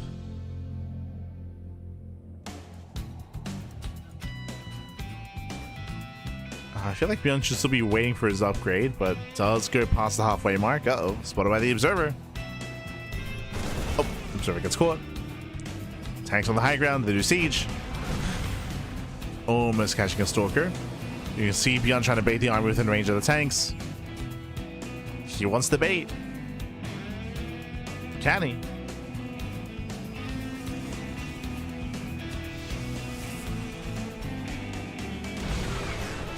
Does get eyes on the tanks. Strange, she knows. Risky move here by ByuN. Does abandon his tanks, going for his drop. Does go for the double drop. Busting into the main. Strange, he's forced to react, forced to respond. ByuN does catch the tries to pile on. Okay. Depowers the warp in. Denies the warp in. Kites well against the zealots. Doesn't quite get on top of the Colossus, but trades well nonetheless. Here picks up, pulls away, both Mavericks to escape. At the same time, main army does move in, and there's not much to defend back at home. Back at the third, there's only 2 Stalkers. Yeah, 2 Stalkers. Tanks take siege. Doesn't waste the mine shots. Army's rallying over. Oof. Mine shot going off, catching a Stalker. And Strange cannot keep up. He's just being torn apart here. Tank volleys on the main army. Colossus is going to be going down. One more tank shot. Oof. Colossus barely pulls away. At this point, it is just too much. They're losing 32 pro kills. Insane damage. GG gets called. ByuN snowballs out of control, and ByuN takes a 2-0 lead in the series. Whew. GG. GG, well played. ByuN does take the lead. He does take lead 2-0. 1 game away from claiming the series itself. Strange again here. This time we did see a bit of, once again, an economic opener going 2 gate blink into a third base. We saw that Strange more or less survived the early game, but alas, he was not able to stop his opponent and slow him down. ByuN, he broke out across the map, pushed right through the center, caught out a couple of Stalkers, was able to siege on the high ground as well, and Strange had a hard time splitting up his army. He defended his main base okay, but again, he did overreact, sending out both Colossus. And in the end was torn apart. And with that, we're going to be loading the Aim 3, going to be loading into Defender's Lab. I would say that at least so far here tonight, based on what we've casted, feels like Sanctuary 3 and Defender's Lab are 2 of the more common maps from the players. Let's go. Let us go. And does that mean that we never get to see Voidstorm today? An Exarch? And Rainfall? Ah. Can we make it, Pappy? Can we make it? As spawning in the bottom left-hand corner of Defender's Lab, we have the blue Terran player. We have the South Korean Terran representing Shopify, leading the series 2-0 and 1 game away from claiming the series. It is ByuN. And spawning in the top right-hand corner, we have his opponent. We have the red Protoss player. The red Protoss player himself representing Stouty Balls. Down heavily in the series. He has to fight back hero now to make a series out of this. The pressure is on. It is Strange. Go. Let's go.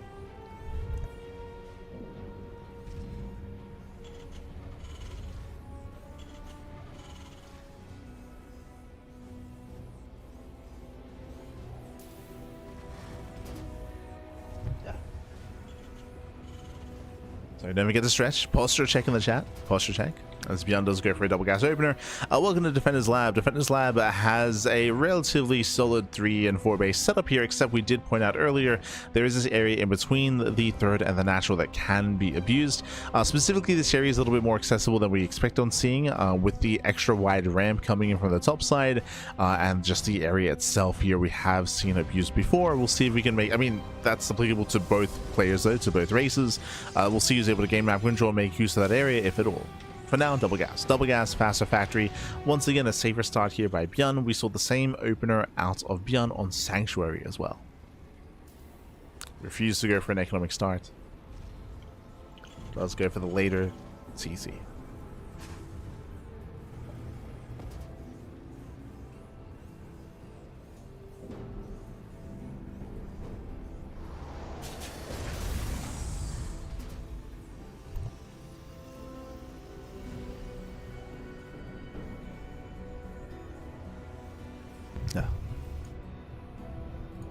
From here, we have seen Strange mix up his build so far. Game 1, we had the earlier Robo. Game 2, we saw the Twilight Council opener. We have seen Strange go Phoenixes against Ninkrat, if you recall. Going for a sentry. Hiding his tech. Yep, speaking of, there it is. Stargate opener going Phoenixes. We saw this versus Nickrak. Now we're seeing it here versus ByuN. We're just seeing the trifecta. Game 1, Robo. Game 2, Twilight Council. Game 3, Stargate. I appreciate that it's something different every game, of course. But we'll see if Strange can get away with this.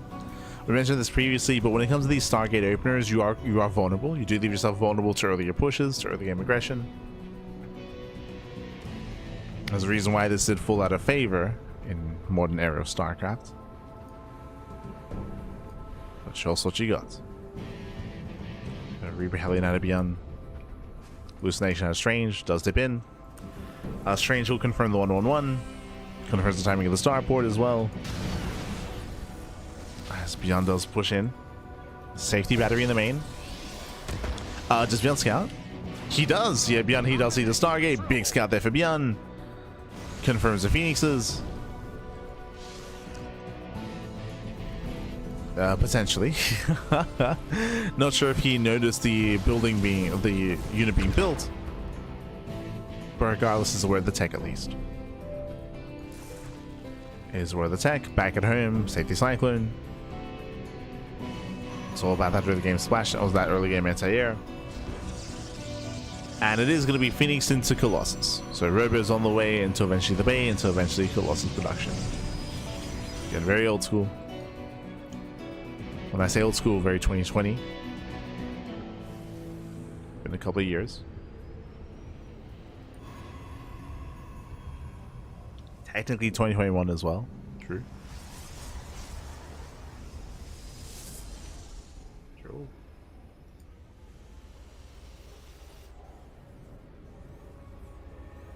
As ByuN is getting a faster third CC this game. Okay. Faster than we've seen in any other game here. My apologies. So my assumption upon seeing the Stargate opener and the faster Robo from ByuN would be aggression, but no. ByuN, he is building up an anti-air army, that is true, but ByuN going for a faster third CC here tells us that ByuN does want to meet Strange in the mid game instead, with a boosted economy, as Strange is yet to begin his own third. Would have managed in position to delay.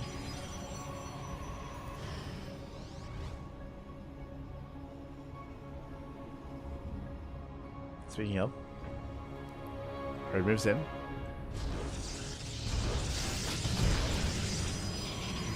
Just see that we do have a delay in the expansion.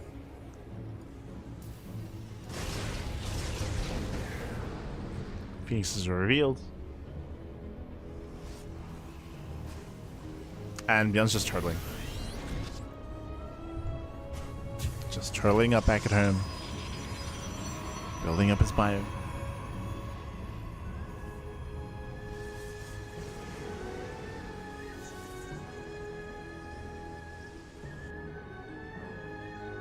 Again, the onus is on Strange to find some damage with this. Catching at SCVs, laying some of the production. Still making more Phoenixes.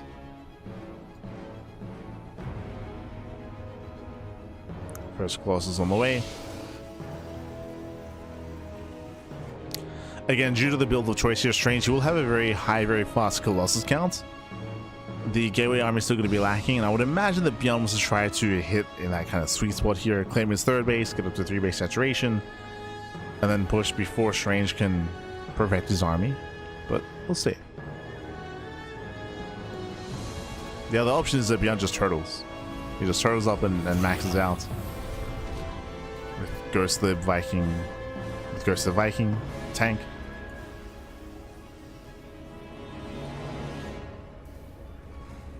See.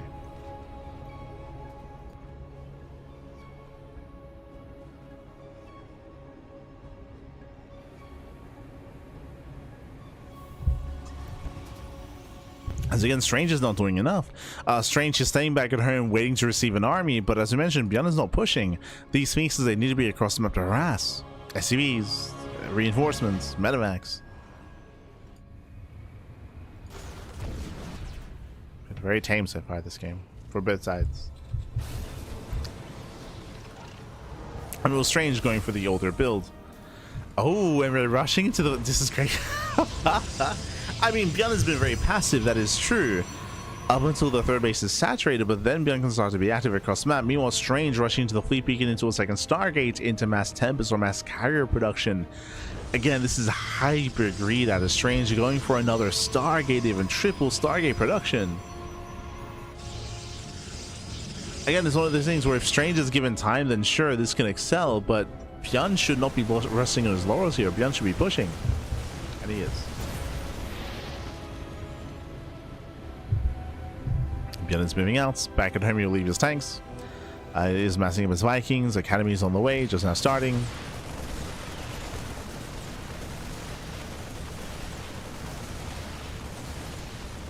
As ByuN is opening up the center. When it comes to the main fight, we already have 3 Colossus. We already have a couple of sentries. I don't see ByuN pushing into the third base yet. Not like this.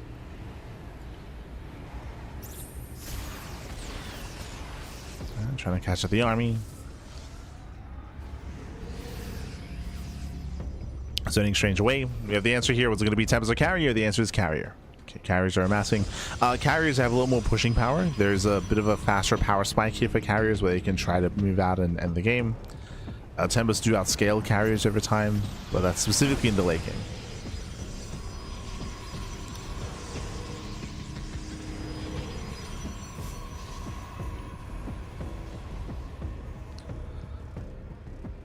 ByuN does peel off unit scouts. We have more batteries, more cannons being thrown down here. Strange just turtling up himself. ByuN claiming his 4th. But I am concerned here that if ByuN is too passive, then the Sky Toss is going to get out of hand.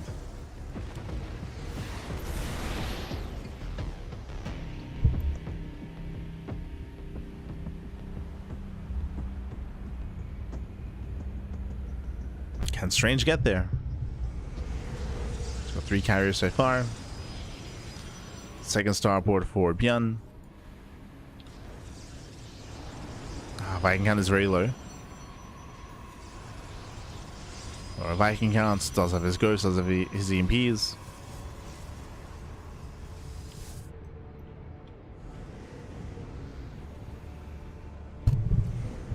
Still searching for a way in. He does go for the stim. Takes down 1 cannon and 1 shield battery. Second battery goes down. Carriers are revealed. And the army does try to stim forward. It does attempt to Colossus. Somi Swipe's going to be going up. ByuN goes to dive. He gets 1. Yeah, he gets 1, 2, or 3 Colossus. The Master Marauder breaks through. And it looks like there are barely enough Marines here. They do barely not catch out that final carrier. But the Marauders. Yeah, Marauders, they bust into the mineral line. Probes going down, critical damage. Again, the Sky Toss might be excelling here. The Sky Toss might survive, but what about the ground army? It's gone. Ground army's cleaned up. 29 probe kills. Strange does defend, does survive, but didn't really retain much of an army. Retained the mothership, 2 Tempest, and the carrier. Now again, the goal here should be for Strange to fix it on the Sky Toss army. So he's making 3 carriers at a time, plus the forge upgrades. It's going to be on ByuN to have something a little bit more complex to deal with the mass carrier. Oh. Game paused. Hopefully everything's okay. Do get a bit of a pause. Oh. It's ping and spiking. Now, when it comes to our current economic states here, remember, Strange Hills is mineral line. So, on the one hand, yes, Strange is building up his Sky Toss army. It's slowly amassing. On the other hand, can't really afford it at the moment. Meanwhile, ByuN's economy has been untouched. 3rd CC, 4th CC now, 75 SCVs. ByuN can freely mine, can freely expand. And as long as ByuN ensures that Strange cannot freely take a 3rd and 4th base, then he can take it. We'll see. But now, just waiting for the ping to settle. Just some high ping back. It's catching up in the chat.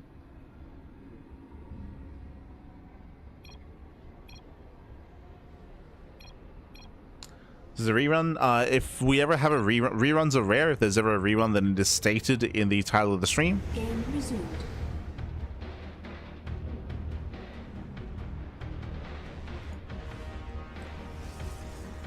Here we go. Ping is settled.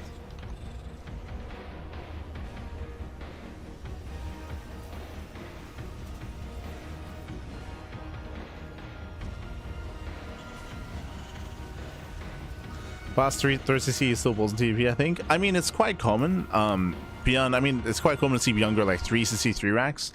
Here, again, you have the faster third base, faster economy. ByuN is on 83 SCVs. He has a booming economy in comparison, getting 2 more racks, sorry, 2 more CCs as well. And even though, again, as we were mentioning, even though Strange, he survives with some of the Sky Toss and he's building up that endgame army, ByuN has an economy and ByuN will max out first. And with pure bio, he can just stim and he can win. Remember, there's no splash damage, right? Like, there's no Colossus, there's no Disruptor, there's no Storm. Without any splash damage, Man with Gun is pretty good. And Man with Gun will excel.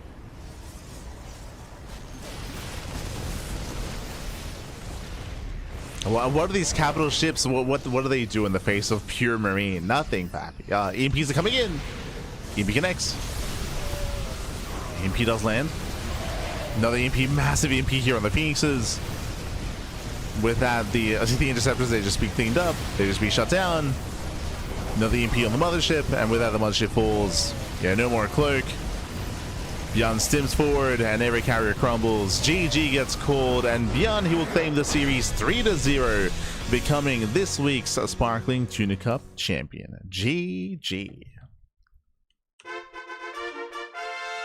GG, well played again. Hybrid Greed out of ByuN. ByuN, he went for a fast third CC here, having a boosted economy, was able to scout, confirm what was going on, and break out across the map. As we mentioned, Strange was being very greedy with his build here, going Phoenix Colossus into Sky Toss. He had very little to support his army, he had very little to work with, but if given time, if ByuN was more passive, then Strange could excel, right? But he was relying on ByuN to be more passive and more defensive here. Alas, ByuN, once he got his third base up and running, he could move out. He could move out. He could break through. GG. GG, well played. Congratulations, ByuN. He will claim the series. And my condolences to Strange. I mean, I say condolences, but a shout out to Strange for making it to the finals here. Exclamation mark B in the chat if you missed it. But again, Strange, out of all players, he excelled. Remember, we were favoring Percival or Cristiano to make it through, but no, instead of Cristiano, instead of Percival, it was Strange. Like, Strange, he did not have an easy road to making it to those finals. Took down Cristiano, took down Nickrat, went all the way to the ace match. The finals might have been a little bit more one-sided, but Strange, he fought hard to get there. So big shout out to Strange for making it to the finals. GG. GG. Yeah, he's got 2 Tunas in a row. True. Got 2 Tunas back. The game picture quality is really poor compared to other SC2 streams. How come? Try refreshing. Again, should be 1080p, should be high quality like stream. Try refreshing.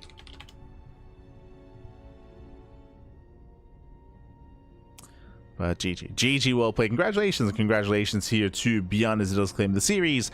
With that, we are going to be wrapping up here for the day. Again, it was a bit of a longer broadcast, a little bit longer here, a little bit fatigued towards the end, but we made it, man. We made it. We did make it.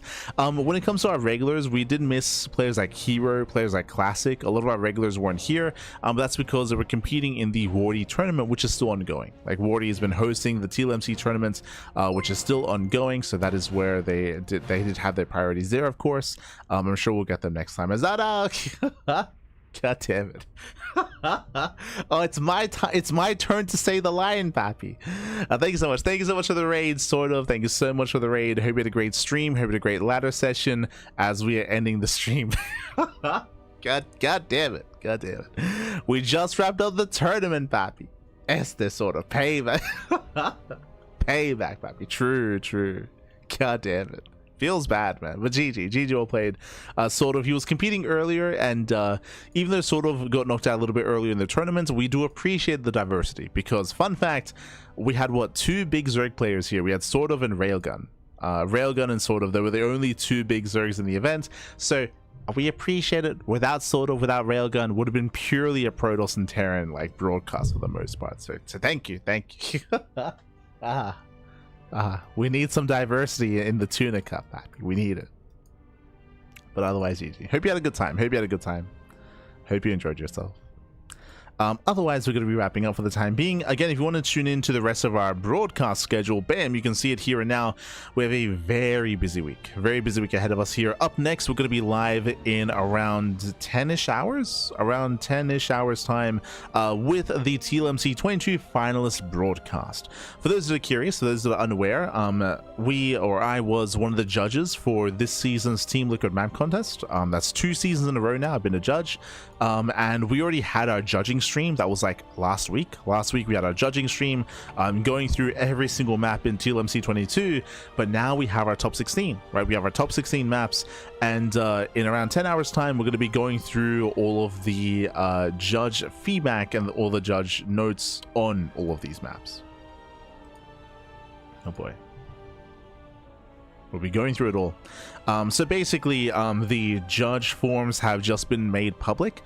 So we had 5 judges in total. I was one of 5. We all had our own scores, we all had our own feedback, and I'm curious to see what everyone had to say about those top 16 maps. So we'll be going over that again in 10 hours time, going over all the maps themselves, the top 16, going through all the feedback, the scorings, what we expect out of them, the pros, the cons. Hopefully we'll also be seeing some of the other perspectives from the other judges as well, and what they did think about said maps, where we agreed, where we disagreed, coming into the eventual voting phase, because voting will soon be open over the next couple of days for this season's TLMC. So just giving you as much data as possible when it comes to these maps. Likewise, that's why we've also been featuring them in our tournaments, and we'll be doing so moving forward as well, at least until the voting ends. Again, your vote matters, your vote counts. Make sure you vote once voting opens. Meanwhile, what else is this week? As you can see here, we have the Pegasus Cups. A lot of Pegasus Cup broadcasts actually. We got 4 Pegasus Cup broadcasts this week to catch up with Pegasus Cup, with all the missed broadcasts. We have the Pondcast, we have Kung Fu Cup, Wardy TV Monday, StarCraft Evolution League, Uthermal Suitu Circuit, and we have GSL. Remember, we were the only official English casters, or the only English casters for GSL qualifiers last week, and this week we have the round of 12. The round of 12 is this week as well. We'll be featuring it Saturday and Sunday. It's going to be live earlier in the week. We'll be live earlier in the week, but we'll be doing a replay cast over the weekend. So again, GSL does begin this week. Look forward to it. RSL also begins this week as well. It's going to be an intense period of StarCraft, RSL and GSL, and everything else in between. But otherwise, we're going to be wrapping up. For the time being. Thank you so much for watching. A big shout out to Maxmore for winning the random raffle. True. Did win the raffle.